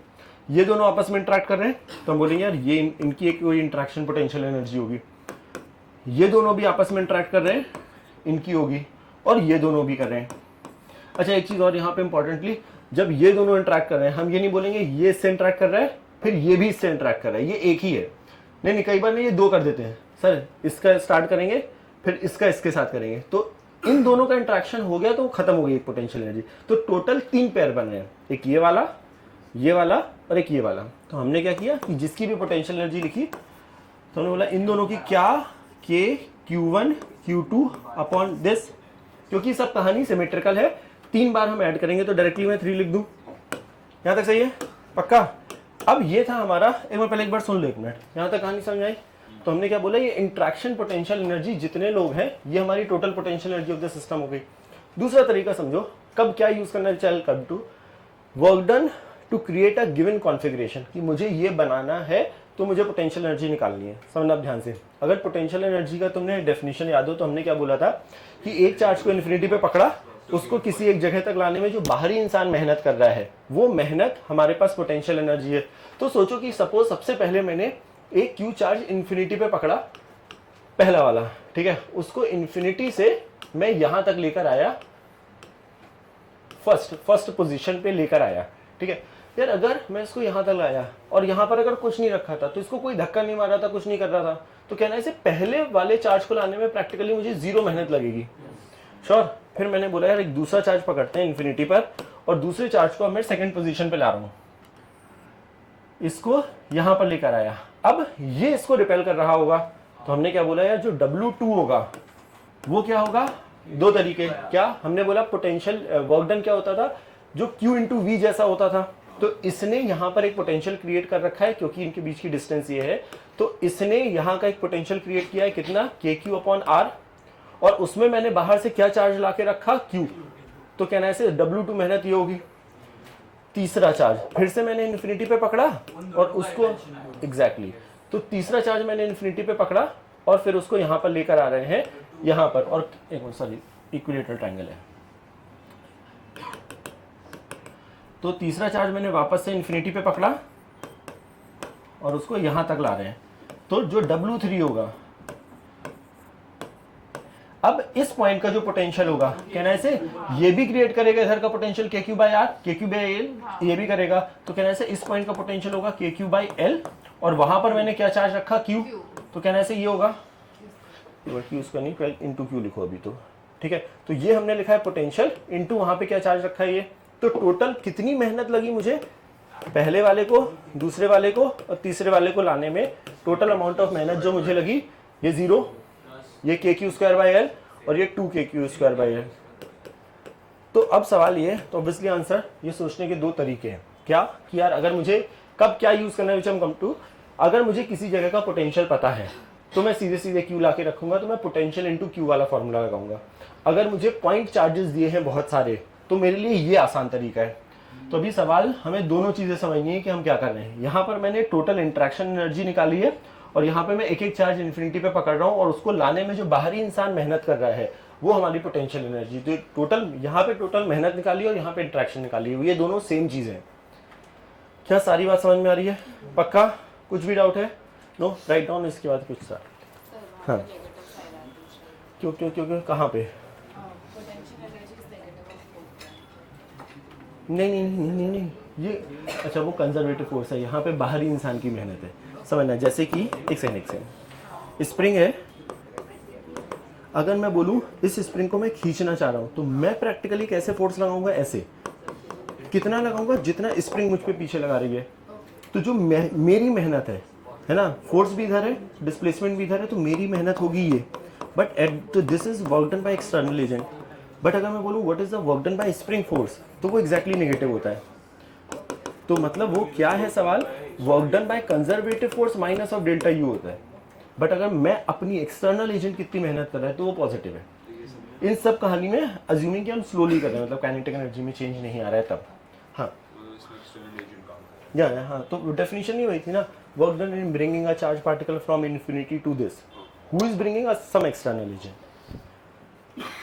तो हमने क्या किया, वही वो पोटेंशियल एनर्जी। तो जो मेहनत है, समझो मेहनत मैं किसकी काउंट कर रहा हूँ, अपनी। मैं as an external agent infinity पे चार्ज पकड़ रहा हूँ, लाया, मुझे कोई रिपेल ही नहीं कर रहा था, तो इसने कोई मेहनत नहीं करी। जब मैं इसको लेकर आया तो मुझे केवल ये रिपेल कर रहा था, या तो मैं इंटीग्रेशन एफ डी एक्स करके इंटीग्रेट करूँ, या मुझे बता दिया गया है, वो मेहनत हमने फॉर्मूले के फॉर्म में पढ़ लिया है कि इसने जो पोटेंशियल क्रिएट किया यहाँ का, उस पर एक बाहर से क्यू चार्ज ला के रखा, तो मेहनत इज वो पोटेंशियल एनर्जी यही है, ये W2 is potential energy between these two, but उसको दूसरे वे में सोच रहे हैं, कहने का तरीका है। सर बहुत बहुत बहुत आसान प्रॉब्लम है अगले वाला, सही है, जल्दी जल्दी जल्दी, पक्का, अभी जल्दी लिखना है यार। तो सवाल इस बहुत आसान है ये वाला प्रॉब्लम, इसमें कुछ भी नहीं है। मेरे पास चार्ज पार्टिकल है 4 जो कॉर्नर ऑफ द स्क्वायर पे, ठीक है, find total interaction potential energy of the system. Obviously गलत, अच्छा अपना कर लोगे पहले, क्या अपने हिसाब से लिख लिया यार। इस सवाल में सब का माइंड गलत जो बोलते हो कॉन्फिडेंस से। अभी बोला है क्या, जब हमने पीछे वाली कहानी करी, मैंने बोला कि जितने पेयर बन रहे हैं सब आपस में इंटरेक्ट कर रहे होंगे ना, तो सब आपस में इंटरेक्ट कर रहे हैं तो सबकी इंटरेक्शन पोटेंशियल एनर्जी आएगी। पहले तो 3 लोग थे तो कितने पेयर बने थे, एलसीएम ले लिया क्या तूने? ओके ठीक भाई, अगर पता है तो बहुत अच्छी बात है, नहीं पता तो एक बार सुन लो। ये दोनों पेयर हैं, ये दोनों इंटरेक्ट कर रहे हैं। अच्छा तो मैं कैसे करता हूँ, अगर सपोज मुझे फॉर्मूला नहीं पता होता 4C2 टाइप ऑफ, तो ये इससे इंटरेक्ट कर रहा है, ये इससे कर रहा है, ये इससे कर रहा है, तो पहले सब ये लिख दो 1 2 1 3 1 4। और हमने बोला है जब हमारा 1 2 से कर चुका इंटरेक्ट तो 2 और 1 नहीं लिखेंगे, है ना, फिर 2 वाले को लिख दो, तो 2 3 2 4, फिर लास्ट वाला 3 4। अब इसमें बस ये चेक कर लो कि यार कितने पार्टिकल हैं जो r डिस्टेंस पे और कितने वो हैं। ये दोनों r पे हैं, l पे हैं, ये दोनों और ये दोनों, टोटल 6 हैं, जिसमें 4 जो हैं वो एक दूसरे से l डिस्टेंस पे हैं।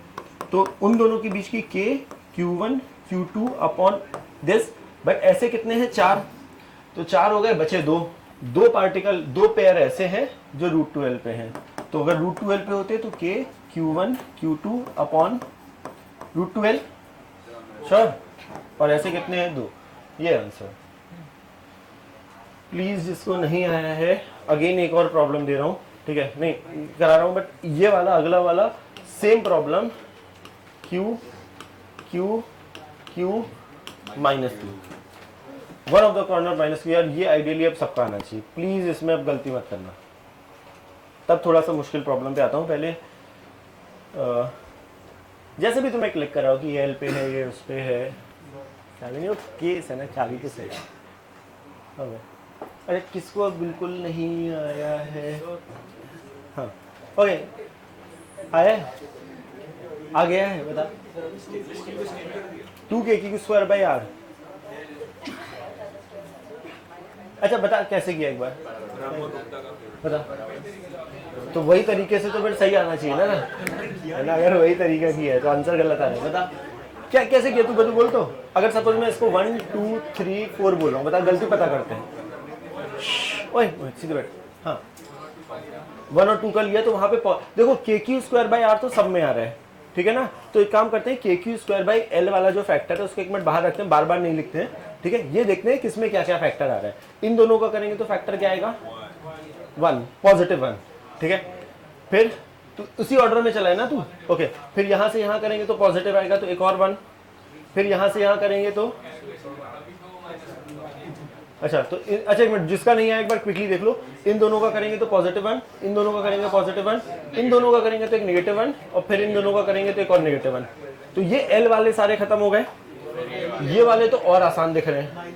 यहाँ पर माइनस का फैक्टर आ रहा है, ये प्लस का फैक्टर एक ये वाला प्लस का फैक्टर आ रहा है, जो भी मतलब है ना, जो भी सही है।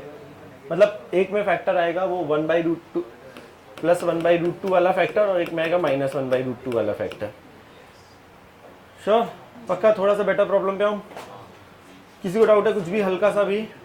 देखो स्क्वायर वाले में 2 पॉजिटिव 2 नेगेटिव कर दो तो भी आ जाएगा, राइट। नाउ द अगला प्रॉब्लम इज, अच्छा तो अगर किसी को डाउट है, अगर ये NC2 पढ़ा ही हुआ है तो टोटल नंबर ऑफ पेयर अगर पता ही है तो एक बार लिख लो, सो दैट कि अगर जस्ट इन केस कि अगर मेरे पास ऐसे मेरे पास total n number of pairs हैं, total number of pairs would be NC2। और अगर नहीं पढ़ा है सीधे फॉर्मूला रेक्टिफिकेशन कर लो, ये होता है इन फैक्टोरियल। इतना क्या खुशी हो रही है इतना इस चीज में? n इंटू n माइनस 1 वो आएगा, ये कैंसिल होगा, तो ये याद ही कर लो।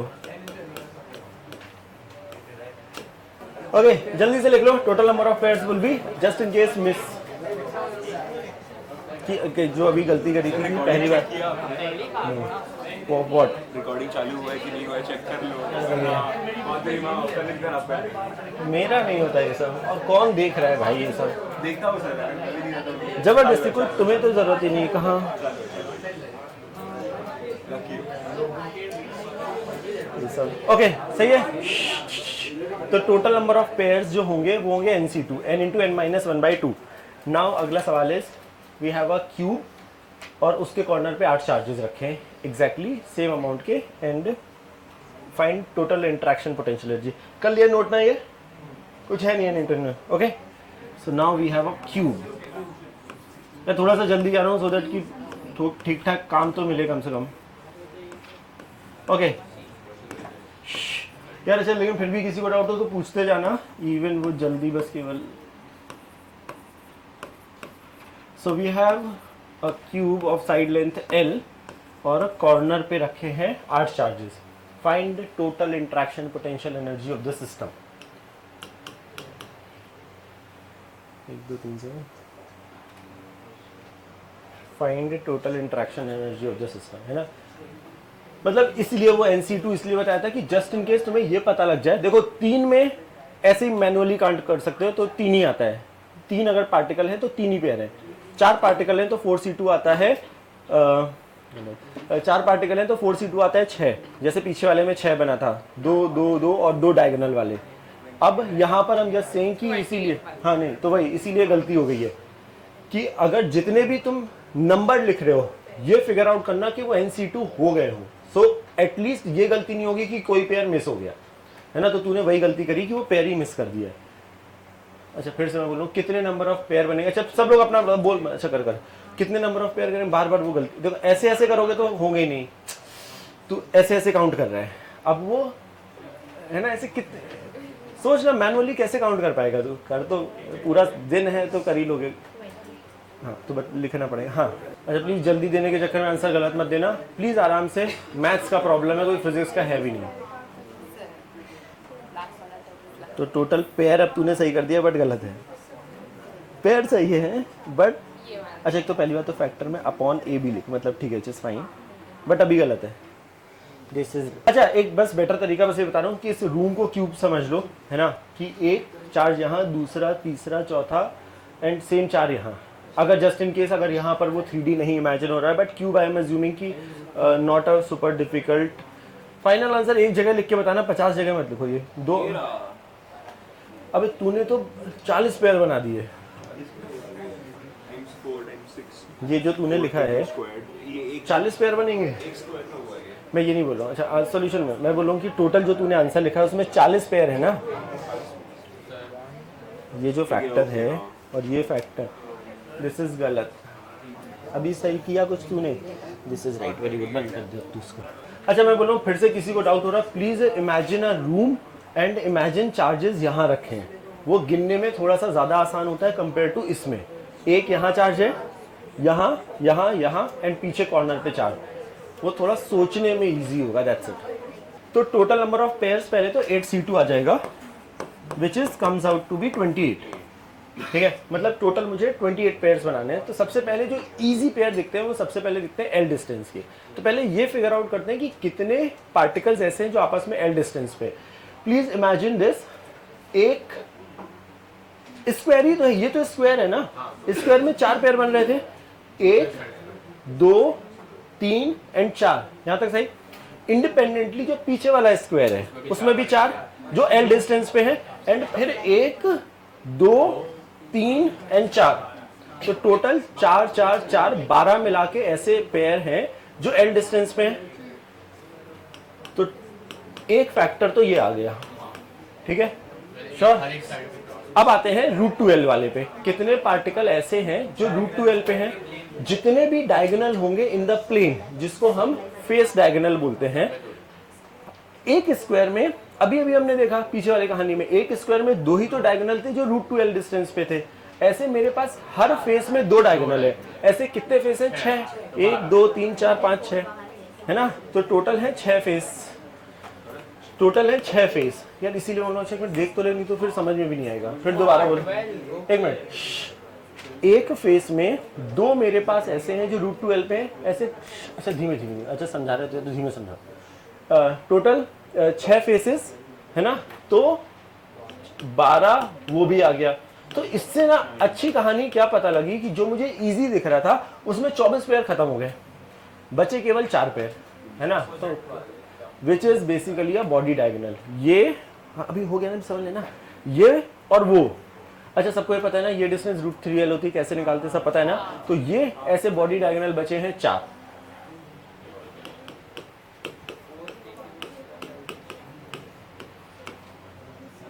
फिर से रिपीट कर रहा हूं एक बार, ये आसान हो जाता है फिर भी सोचना, है ना। और अगर मुझे टोटल पता है तो बचा हुआ केवल 4 ही बचे, तो वो √3l वाली कहानी हो जाएगी। श्योर, पक्का पक्का पक्का। थोड़ा और बेटर प्रॉब्लम दे, बेटर प्रॉब्लम नहीं, केवल ये मैथ्स है। देखो इसमें कुछ फिजिक्स जैसा कोई बहुत वो नहीं है। नंबर ऑफ पेयर्स, कौन कितने पेयर हैं, कितने डिस्टेंस पे। क्लास प्रॉब्लम दे रहा हूँ उस पर। एक पेयर गायब है यहाँ पे, बस दैट्स इट। सॉरी एक पेयर गायब नहीं है, एक चार्ज पार्टिकल गायब है। टोटल 7 रखे हैं। अब दिमाग लगाओ क्या करा जाए। सॉरी एक गायब कर दो, 1 सेकेंड, कोई एक गायब कर देते हैं। ओके, सो Q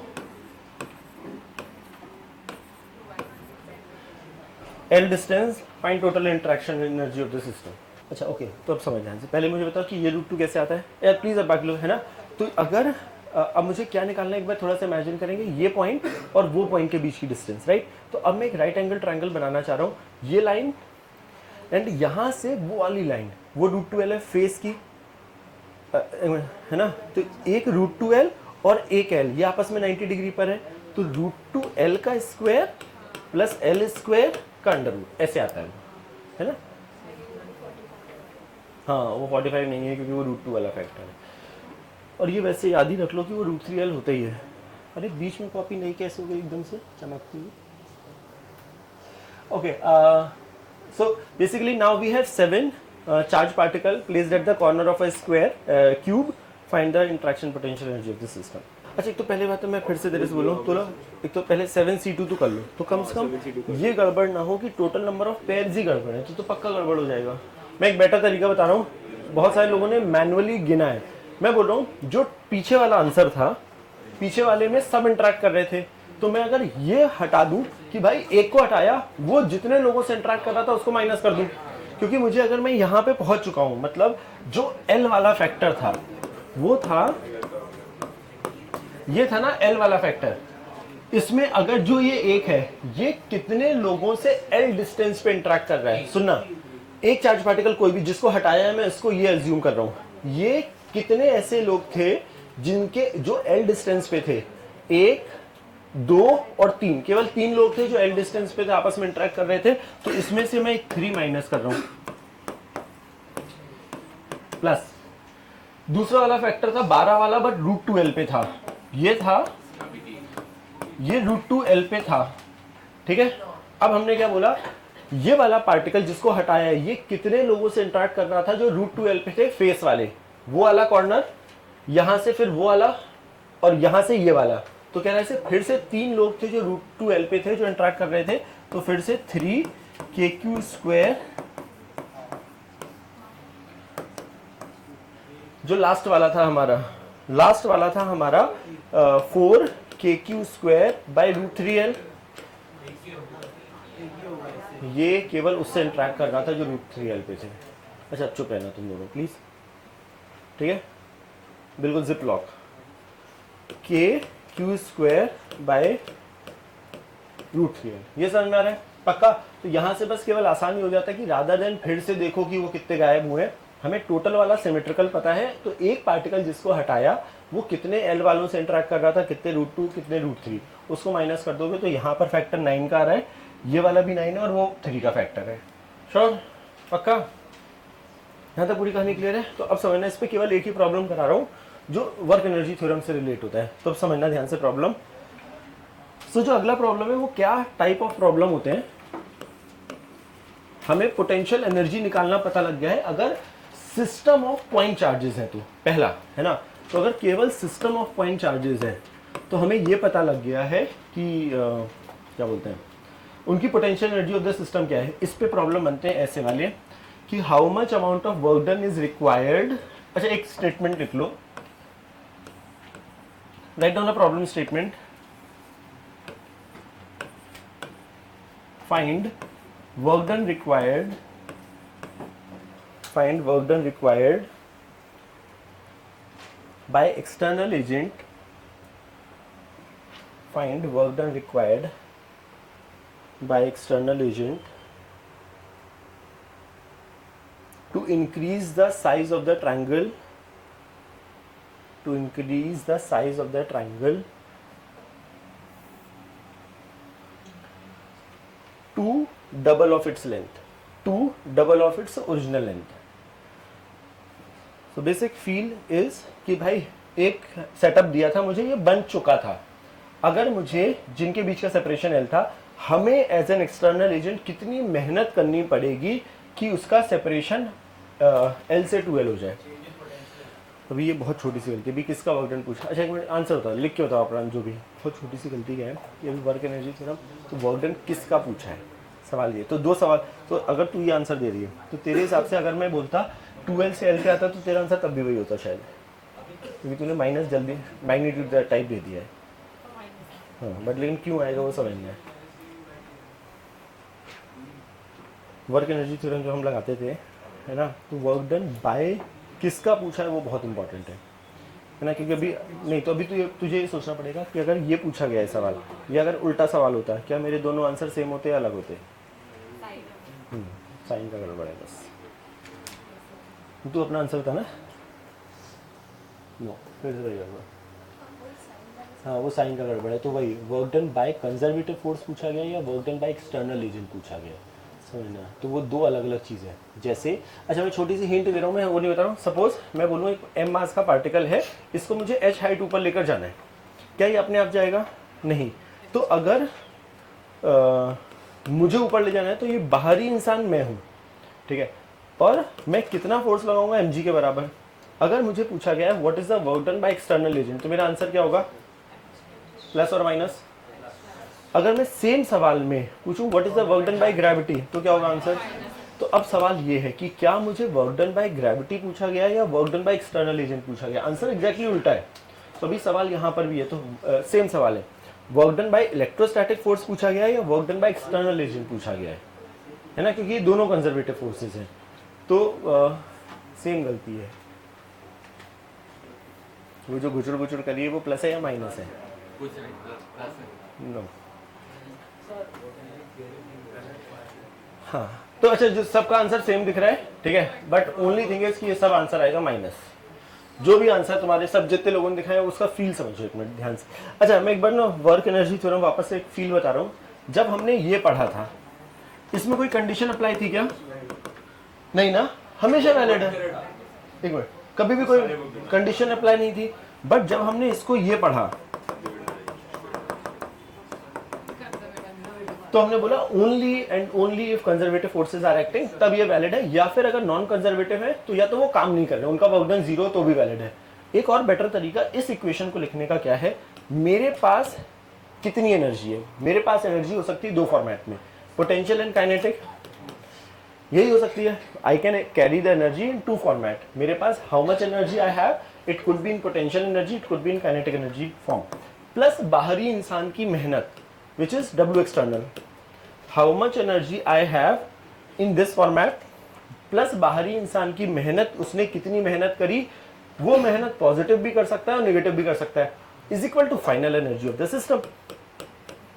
समझो ध्यान से, ये इक्वेशन केवल एक डिफरेंट तरीका है बोलने का, ऊपर वाला नॉट नीचे वाला। मेरे पास कितनी एनर्जी है, बाहरी इंसान ने कितनी मेहनत करी, is equal to final energy of the system. ये समझ में आ रहा है?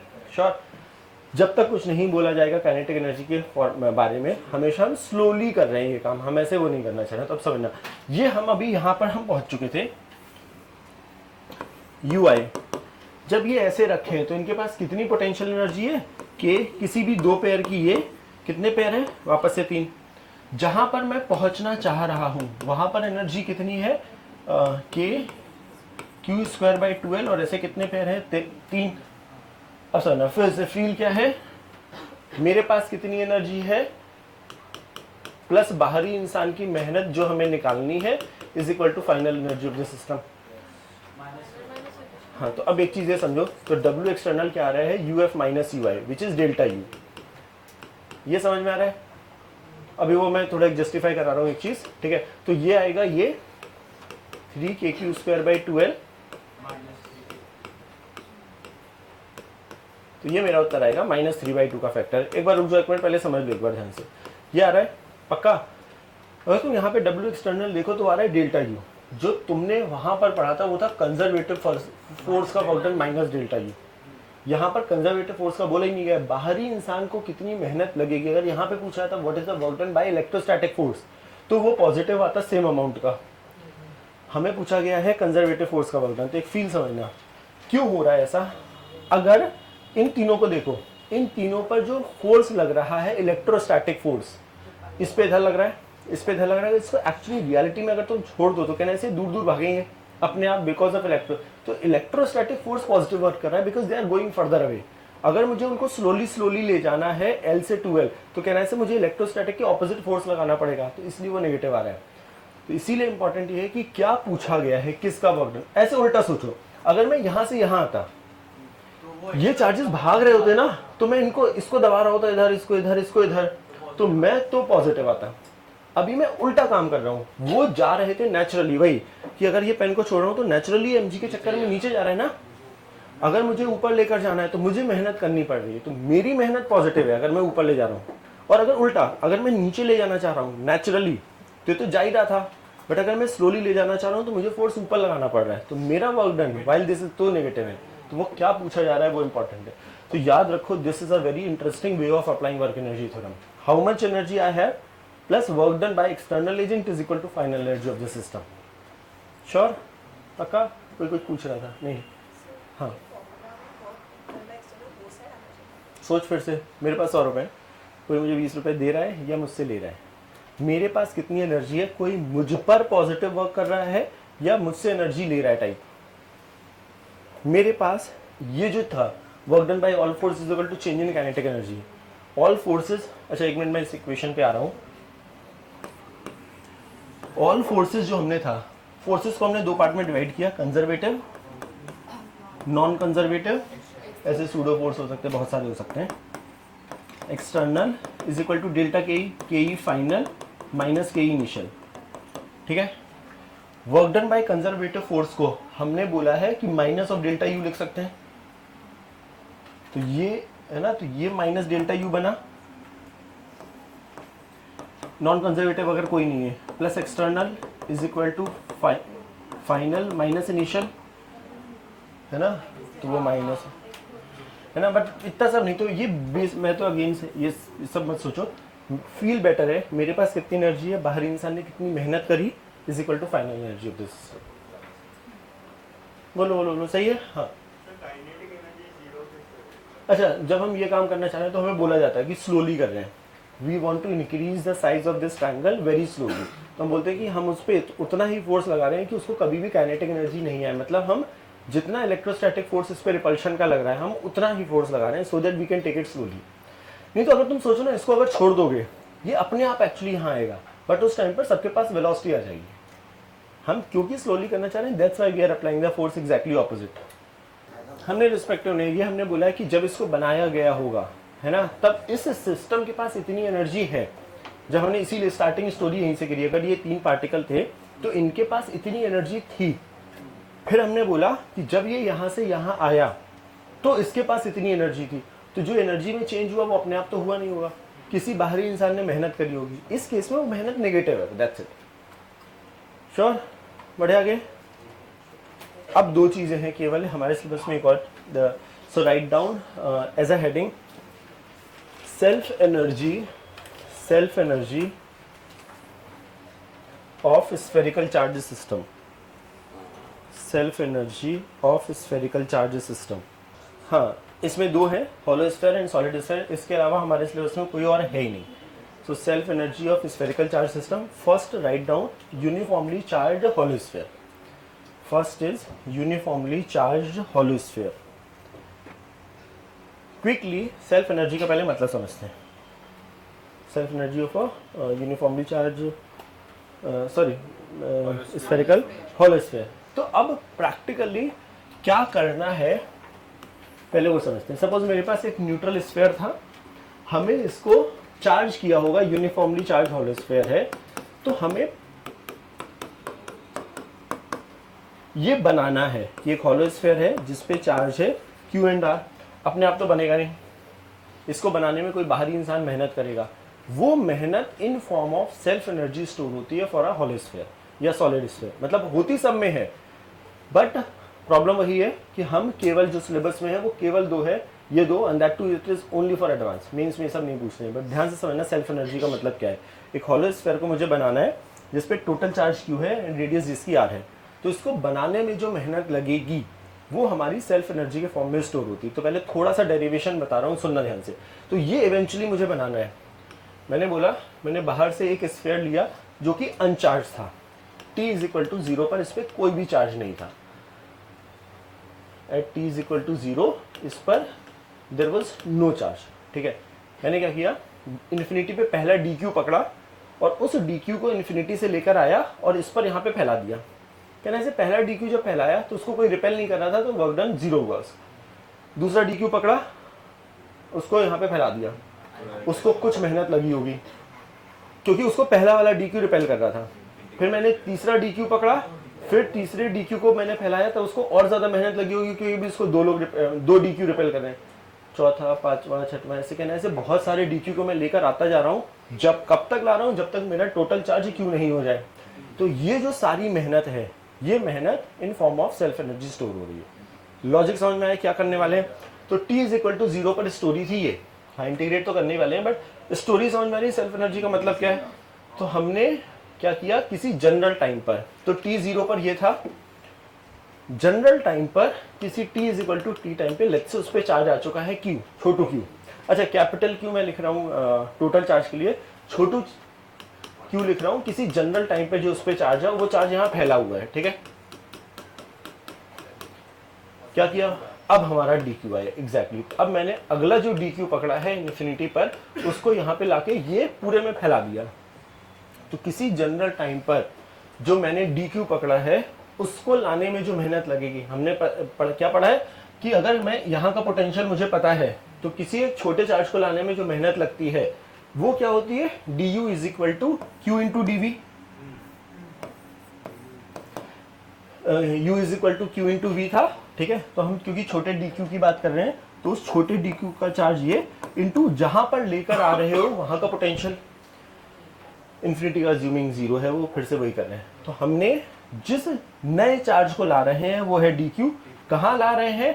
जो यहाँ पर है, इस पे चार्ज आ चुका है क्यू, तो क्या हम लिख सकते हैं डी क्यू इंटू जिस जगह ला रहे हो उस पॉइंट का पोटेंशियल। एक हॉलो स्फीयर की वजह से सरफेस का पोटेंशियल होता था के क्यू बाई आर, तो मैंने लिखा के क्यू अपॉन आर। के और आर फिर अच्छा, energy being a scalar quantity, integration लगा सकते हैं। के और आर दोनों constant, Q D Q, Q और डी क्यू, के और आर को बाहर लिखा। क्यू कहां से स्टार्ट हो रहा है, कहां तक पहुंच रहा है? क्यू स्क्वायर बाई 2 आएगा। Very very very very important result, सुनना ध्यान से। क्या है ये result? Self energy of a hollow sphere, मतलब self energy of a hollow sphere, ये याद रखना है, एज इट इज याद रखना है। डेरिवेशन का बहुत यूज केस नहीं है, बट ये फील समझ में आना चाहिए कि कहाँ से आ रही है। So self energy of a hollow sphere is given by K Q square by 2r। पक्का?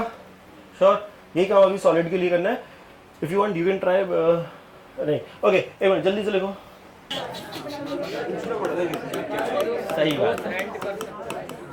ये जापान में जाना है, इसको रेंट कर उधर जापान में जो रेंट कर सकते एक दिन के लिए, तू जाएगा तो बहुत कम इतना बोलेगा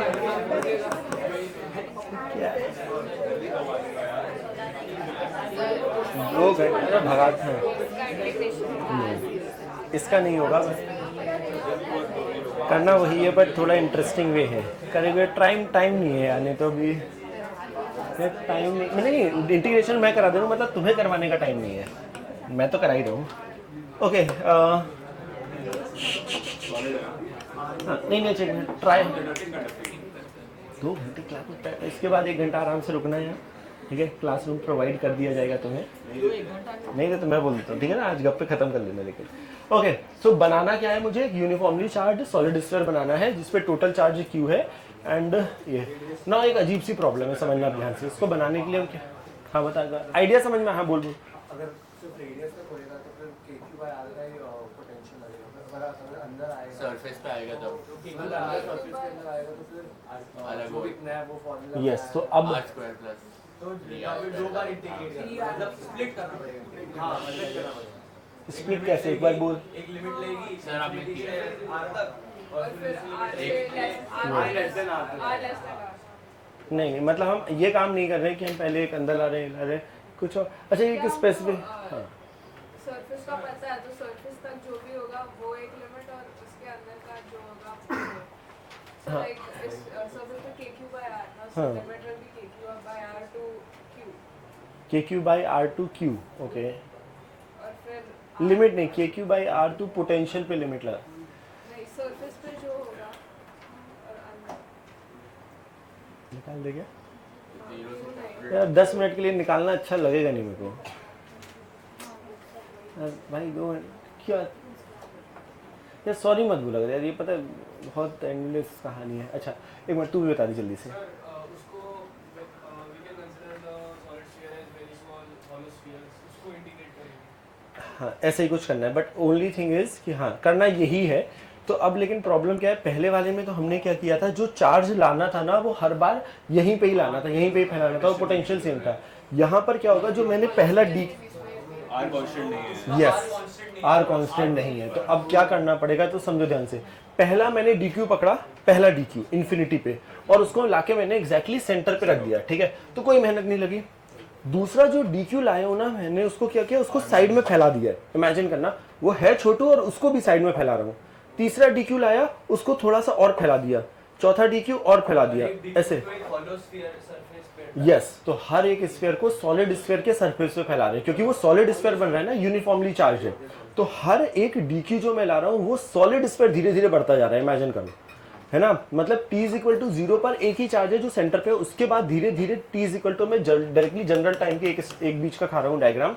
तो किसी जनरल टाइम पर जो हमारा एक जो स्फीयर बना है वो ऐसा छोटू बना है, ठीक है? जिस पर चार्ज है किसी जनरल टाइम पर q, तो इस पर चार्ज q है और इसकी रेडियस है लेट्स से x। किसी जनरल टाइम पर स्मॉल r ले लो चलेगा, ठीक है? किसी जनरल टाइम पर ये है, ये t is equal to T पर है।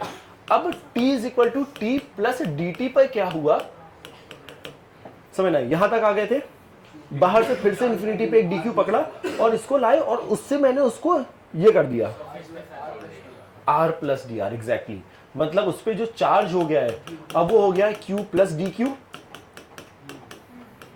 q plus D Q charge हो गया है और जो उसकी रेडियस हो गई है वो हो गई है r प्लस डी आर। ये समझ में आ रहा है क्या किया है?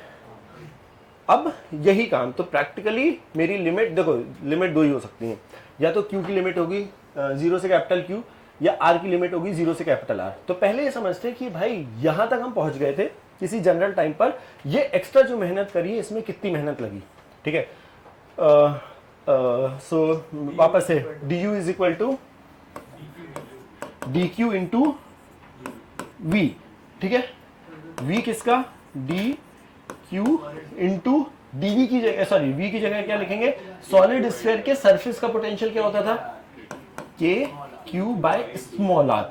अब एक बहुत अजीब सी दिक्कत, क्या q भी वेरिएबल r भी वेरिएबल, तो कहीं ना कहीं q और r में रिश्ता चाहिए होगा तभी हम रिप्लेस कर पाएंगे। कैन समवन टेल मी कि लैम्डा नहीं, सिग्मा नहीं, रो, सॉलिड स्फीयर। सो बेसिकली रो वाली कहानी यहाँ पे, वेरी गुड, कूल। चलो इतनी चीज चमक गई है, यस हाँ मैं बता रहा हूँ, उसको कुछ नहीं, रो वाली चीज चमक गई है तो हमारा काम हो जाएगा।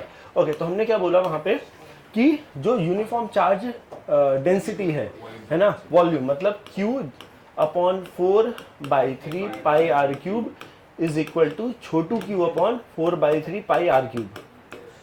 या हम Q as a function of R जैसे निकालते थे तो डायरेक्टली भी लिख सकते हैं, मतलब ये गायब हो रहा है, मतलब Q हमारे पास आ रहा है Q upon R cube into R cube.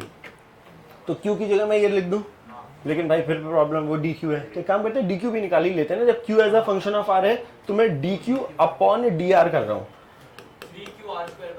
Very good. तो यहाँ पे आएगा 3r² और यहाँ का जो dr है वो डायरेक्टली मल्टीप्लाई करके यहाँ लिख रहा हूँ, चलेगा। सो मैंने इसको डिफरेंशिएट किया है r के रिस्पेक्ट में और दोनों को वो कर रहा हूँ, तो इस q को रिप्लेस कर रहा हूँ और इस dq को रिप्लेस कर रहा हूँ। तो अब यहाँ पे टर्म देखते हैं क्या क्या। अच्छा, कुछ कांस्टेंट दिख रहा है तो पहले ही बाहर फेंक देता हूँ कि यहाँ है कि जो q में q अपॉन आर क्यूब है वो कांस्टेंट है और dq में उसमें 3q upon R cube constant है। यार एक बार थोड़ा सा देखते जाना वो, है ना, जो कांस्टेंट नहीं है उसको अब रिप्लेस कर रहा हूँ। यहाँ पे एक आर क्यूब था और एक आर क्यूब था, यहाँ आर स्क्वायर था, तो r की power 5 d r divide by भी है कुछ नहीं, है ना, एक और r। अरे यार प्लीज यार, अपने r छोटा r बड़ा r सब ये, सॉरी ये r, तो कहना से एक r यहाँ पर है, मैं पहले एक बार चेक कर लो, कुछ लोचा है, q upon R cube 3q upon R cube ये लिखा था, एक r यहाँ पर आया है, इन दोनों को मल्टीप्लाई, सही है, ठीक है ना। r की पावर 4 है ये 4, तो r की पावर 5/5। एक मिनट, पहले यहाँ पर कितना बन रहा है वो देख लेते हैं, 3 है,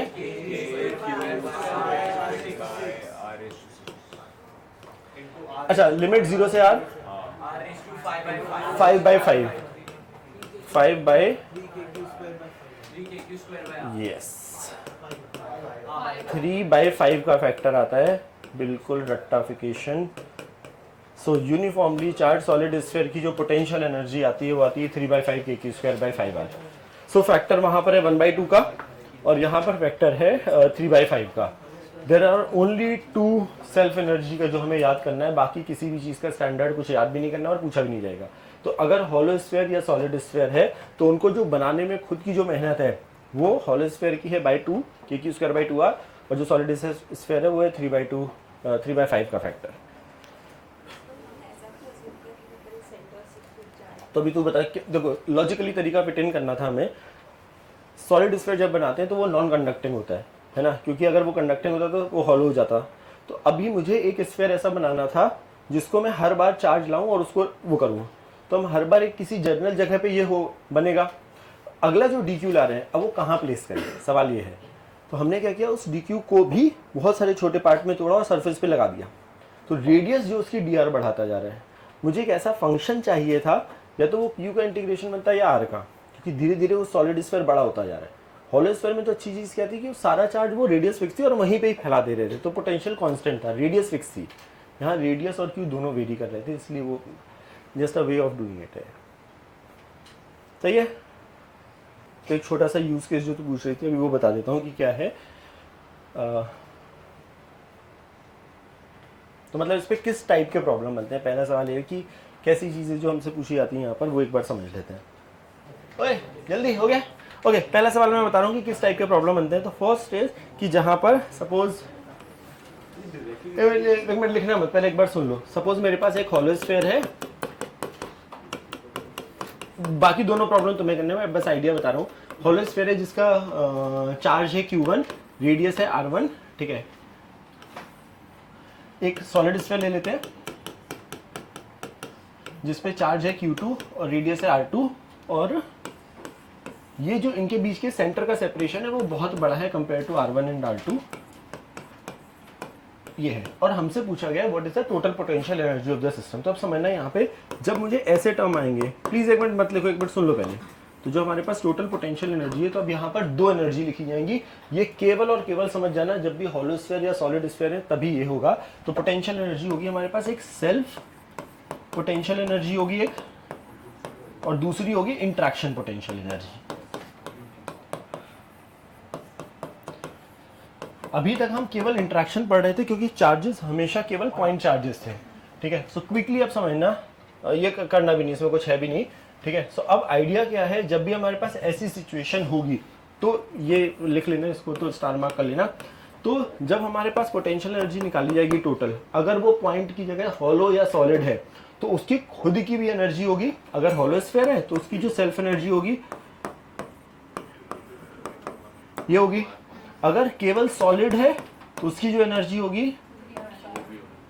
3/5 R का फैक्टर प्लस, नाउ एक आएगी इंटरेक्शन। तो इंटरेक्शन क्या होगी, पॉइंट चार्ज अज्यूम कर सकते हैं, एंड वो दो पॉइंट चार्जेस रखे हैं D, और ये R1 D बहुत बड़ा देने का, बस ये केवल नहीं देते तो भी यही होते कि बस इतने बड़े हैं कि ये आपस में इनके चार्जेस ना ऐसे डिस्ट्रीब्यूट नहीं हो जा रहे हैं, क्योंकि अगर तो वो बस केवल वो देने का, वो नहीं भी देते तो भी हम यही लिखते। तो वो पॉइंट चार्ज अज्यूम कर सकते हैं, और पॉइंट चार्ज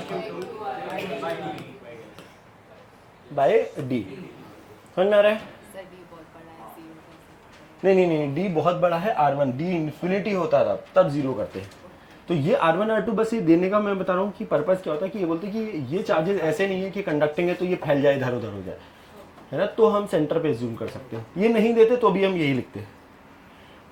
दो प्रॉब्लम जो मैं कराना चाहता हूँ वो कुछ और है, बट ये आइडिया समझ में आया कि अब पोटेंशियल एनर्जी जब भी हम लिखेंगे तो हम ध्यान देंगे अगर वो हॉलो या सॉलिड है तो उसमें सेल्फ पोटेंशियल एनर्जी भी लिखी जाएगी। यार होता सबके लिए, बट सिलेबस में और कुछ है नहीं। हाँ, बट हो किसी भी चीज़ के लिए सकता है कि मैंने एक uniformly charged solid hollow cube बना दिया, तो बट वो हम निकाल नहीं पाएंगे क्योंकि वो अलग अलग है। वो इतना ही बहुत है भाई।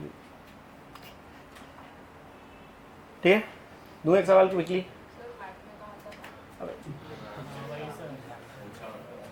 अबे नहीं पता मेरे को, बट लेकिन इससे ज़्यादा नहीं आएगा यार। तब क्या है सर, ये लेक्चर का तो नहीं आएगा ना भाई। तो इस लेक्चर में क्या नहीं समझ में आया तेरे को, ये बता। फिर पढ़ने का कुछ है ही नहीं, देखो समझ में आ गया, बस हो गया। और जो काम दूँ वो कर लेना, बस उतना काम खत्म हो जाएगा। प्लीज़ जल्दी से यार, ठीक है, प्लीज़ जल्दी। हाँ यार, मैंने नहीं बनाया इस बार पेपर, बट यार देखो, मैं तो हर बार पेपर जब बनता है पहली चीज़ कहाँ पे सबसे कम हुआ है उसके हिसाब से बनता है। तो अब या तो तुम ये फालतू काम करो पता करने का, यार पेपर के लिए पढ़ना बंद करो भाई। कब तक पेपर के लिए पढ़ोगे यार? पढ़ लिया है, अपना रेगुलर बेसिस पे चीज़ें कंप्लीट करो, अपने आप चलता रहता है, सही है ना। जैसे तुम फिर इस वीक का नहीं, मैं बोल दूंगा ये नहीं आ रहा है, तुम पूरा छोड़ ही दोगे, फिर अगली बार फिर से वही दिक्कत, सेम स्ट्रगल। ओके क्विकली, एक हॉलो स्फीयर है जिसपे चार्ज दिया गया है Q और रेडियस है R, और सेंटर पे एक -Q चार्ज रखा है। This is a hollow sphere.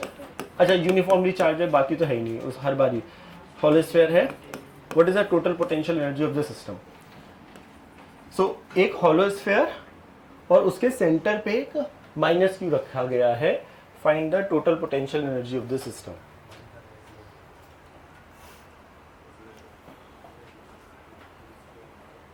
बहुत आसान है, कुछ नहीं है अभी, मतलब अब याद क्या रखना है, सेल्फ है और एक इंट्रैक्शन है। हाँ हाँ हाँ। अच्छा मैं फिर से बार बार बोल रहा हूँ बार बार कि बिना यूनिफॉर्म का है ही नहीं सिलेबस में। -1/2 का फैक्टर आएगा, कूल। ओके अच्छा एक बार मैं जस्ट क्विकली, इस हॉलो स्फीयर की खुद की एक सेल्फ एनर्जी वो होगी KQ²/2R, एंड ये हॉलो स्फीयर इससे इंटरेक्ट भी कर रहा है। तो इसका बेटर तरीका क्या है कि अगर मुझे ये पता है इस हॉलो स्फीयर ने यहाँ पर एक पोटेंशियल क्रिएट किया है और इंटरेक्शन पोटेंशियल होती है पोटेंशियल इनटू दैट, तो इस हॉलो स्फीयर की वजह से सेंटर का पोटेंशियल KQ/R, क्योंकि हॉलो स्फीयर के अंदर किसी भी पॉइंट का पोटेंशियल वही होता था, इनटू हमने कौन सा चार्ज रखा है, -Q। ये है उत्तर बस।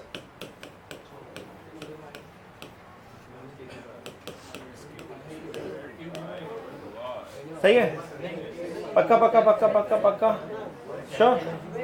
कुछ डाउट? एक प्रॉब्लम और कराना चाह रहा हूँ, जल्दी से कर लो सो दैट ये बस कंफर्म हो जाए। बस एक सेकंड बस।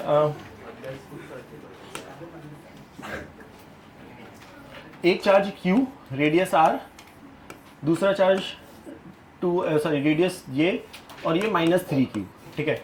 Find total potential energy of the system. दो हॉलो स्फीयर हैं obviously uniformly charge, QR and -3Q and 2R। Total potential energy of the system, दोनों हॉलो, एक के अंदर एक है, मतलब अंदर वाला सॉलिड हो सकता था, है ना, बट बाहर वाला तो हॉलो ही होगा क्योंकि उसके अंदर रखा है भाई। अच्छा छोटी सी बस ये बोला, तो हमने क्या बोला, दो टर्म है, एक है सेल्फ एनर्जी का और एक है इंट्रैक्शन का। तो टोटल कितने टर्म आएंगे? टोटल 3, जहां पे 2 आएंगे सेल्फ एनर्जी क्योंकि 2 हॉलो स्फीयर है, और एक आएगा आपस में इंट्रैक्शन का, तो टोटल 3 टर्म आएंगे। अच्छा तूने नहीं 3 टर्म लिखे हैं, बट एक तो पहली बात तो एक पे चार्ज है 3Q ना, कुछ गड़बड़, मतलब लिखे सही है, मतलब इसमें 2 टर्म सही है, एक ही गलत है, बट वो गलत है।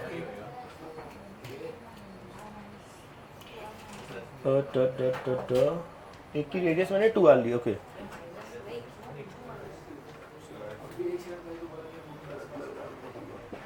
बहुत छोटी सी गलती है इसमें, बहुत छोटी सी गलती है। पहला टर्म सही है, दूसरा सही है, तीसरा टर्म गलत है। इसमें भी तीसरा, हाँ तेरे में भी तीसरा ही गलत है, तेरे में भी तीसरा ही गलत है। 2R है क्या? क्यों है लेकिन?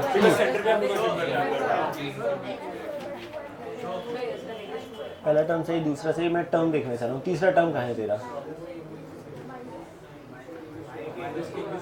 पहले तूने इन दोनों को ऐड किया है और फिर ये लिखा है,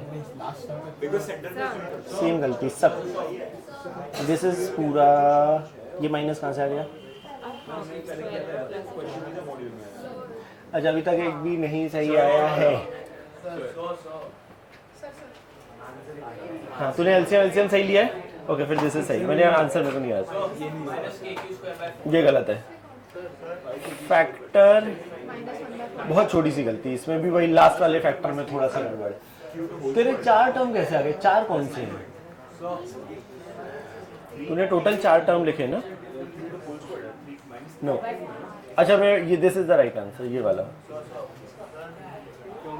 बहुत छोटी सी गलती है, ये वाला। ओके भाई फाइनल आंसर नो, यस।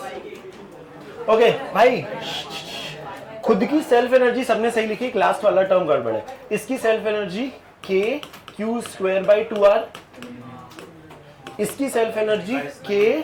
अच्छा एक चीज इंपॉर्टेंट भाई, स्क्वायर है, अगर वो माइनस भी बना रहे हैं भाई, हर एक चार्ज पार्टिकल को लाने में मेहनत लग रही है यार, है ना, हर एक को चार्ज पार्टिकल को लाने में मेहनत लग रही है। तो वो कितना चार्ज है? वो है -3Q का स्क्वायर है। तो please self energy can not be negative, क्योंकि भाई एक एक चार्ज पार्टिकल को ला रहे हो तो वो मेहनत लगी रही है, तो वो (2R) का काम कर रहा है, 2R लास्ट। समझना, इंट्रैक्शन का मतलब क्या है भाई? एक ऐसी चीज सोचो जिसकी वजह से दूसरा पार्टिकल कांस्टेंट पोटेंशियल उसमें रखा हो, सो दैट कि हम वो KQ बाय मतलब Q इंटू वी लगा पाए। बाहर देखो, अंदर वाले की वजह से बाहर का सोच सकते हो या बाहर वाले की वजह से अंदर। अंदर में अच्छी बात होती है कि पोटेंशियल वही होता है जो सब जगह कांस्टेंट होता है। मतलब इस 3Q माइनस 3Q की वजह से अंदर जितने भी पॉइंट हैं, कहने से सबका पोटेंशियल कांस्टेंट होता है, और वो वही होता है जो सरफेस पर है। सरफेस पे पोटेंशियल होता है K, Q का काम कर रहा है माइनस 3Q अपॉन उसकी रेडियस विच इज 2R। मतलब हमारे पास जो आ रहा है, इसकी वजह से अंदर हर एक पॉइंट का पोटेंशियल सेम है। उसमें हम ऐसा सोच रहे हैं कि हमने ये क्यों आके रखा है, कहाँ रखा है, जैसे मेरा मन होगा, क्योंकि यहाँ का पोटेंशियल यहाँ का सेम है। मैंने ऐसे बना के रखा कि वो होलो स्फीयर है, बट सिंस पोटेंशियल सेम था तो हमें ये जो टर्म है, हमने क्या बोला, इस माइनस 3Q की वजह से अंदर वाले जहां पर ये Q रखा है उसका पोटेंशियल कितना है, K Q बाई जो सरफेस का होता है। Q का काम कर रहा है माइनस 3Q अपॉन 2R, और वहां पर मैंने क्या लाके रखा, अगर वो सच में एक पॉइंट चार्ज होता तो भी यही होता, बट वो उस पॉइंट चार्ज को मैंने ऐसे फैलाया कि वो होलो स्फीयर जैसा दिख रहा है। बट क्योंकि पोटेंशियल कांस्टेंट है, क्या हम उसको वैसे ट्रीट कर सकते हैं, it is V into Q। ये पूरा सॉल्व करके सही है ना, कैलकुलेशन सही करिए ना। ओके, तो फैक्टर आता है 5/4 का। हाँ ये वाला ना, तो हमने क्या बोला, इस माइनस 3Q की वजह से अंदर वाले हर पॉइंट का पोटेंशियल कहने से सेम है, और वहां पे मैंने क्या चार्ज लगा के रखा है, Q। तो ये V इंटू Q ही लिखा है क्योंकि ये सब जगह सेम है। पक्का? या क्विकली जल्दी मॉड्यूल दो मेरे को यार। किसको समझ में आया ये पार्ट अच्छे से?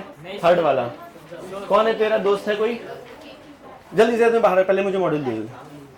अगली बार नहीं करके आओगे अगर काम ना, लास्ट वाली बेंच अगर काम करके नहीं आओगे, मैं सवाल पूछो, मैं निकाल दूंगा, ठीक है? अगली बार क्लास मत आना या फिर, ठीक है? इफ यू आर नॉट पीछे वाली बेंच, लास्ट बिल्कुल, एंड यू इंक्लूडेड। अगर सवाल करके नहीं आए क्लास मत आना अगली बार। 2 बार टोक दिया आज तेरे को ही, ठीक है? So please I guess you should not come to the class, ठीक है? ओके, DPP 5 में कोई छूटा है तो वो तुम देख लेना, बाकी पूरा कंप्लीट करना है। DPP 5 पूरा कंप्लीट करना है। देन 6 में कोई छोड़ने का है, हाँ वही मैं बस देख रहा हूँ। आई डोंट थिंक 6 पूरा कंप्लीट करना है। हाँ अभी मुझे लगता है अब करते हुए मैं डिस्कस कर दूँ, क्योंकि अभी अगली चीज़ जो है। सो 7th पूरा। 8th में डायपोल की पोटेंशियल एनर्जी वाला छोड़ के, हाँ नहीं अच्छा 8th में अभी कुछ और नहीं करना है नया। एक्सरसाइज में कहाँ तक हुआ है? सो 55 नहीं, वो बीच वाले तो फ्लक्स के हैं, ये सब पूरे हो चुके हैं, नहीं ये सब छूटे हुए हैं, राइट? सो एक्सरसाइज में क्या ये, हाँ सो 71 is the first problem. So 71 2 3 4 78 sorry 77 78 79 80 ये सब पूरा करना है, पूरा हाँ हाँ हाँ भरा हुआ पूरा एक्सरसाइज करना है। आई थिंक वो फ्लक्स वाले प्रॉब्लम छोड़ के बाकी सब करना है। हाँ गॉस लॉ वाले छोड़ने हैं यार। इसमें देख लो, इसमें थोड़े से प्रॉब्लम है जो कर सकते हो तुम। 114 115 6 यार। देखो if you are getting time now, मैं PYQs दे नहीं रहा हूँ, बट प्रॉब्लम कम है। You can start doing PYQs। SC Verma छोड़ सकते हो एंड DC पांडे, ठीक है? काफी कुछ हो गया है ना? अगली क्लास में तो मेजॉरिटी भी होगा। सर सेकंड वाला टर्म एक्सप्लेन कर।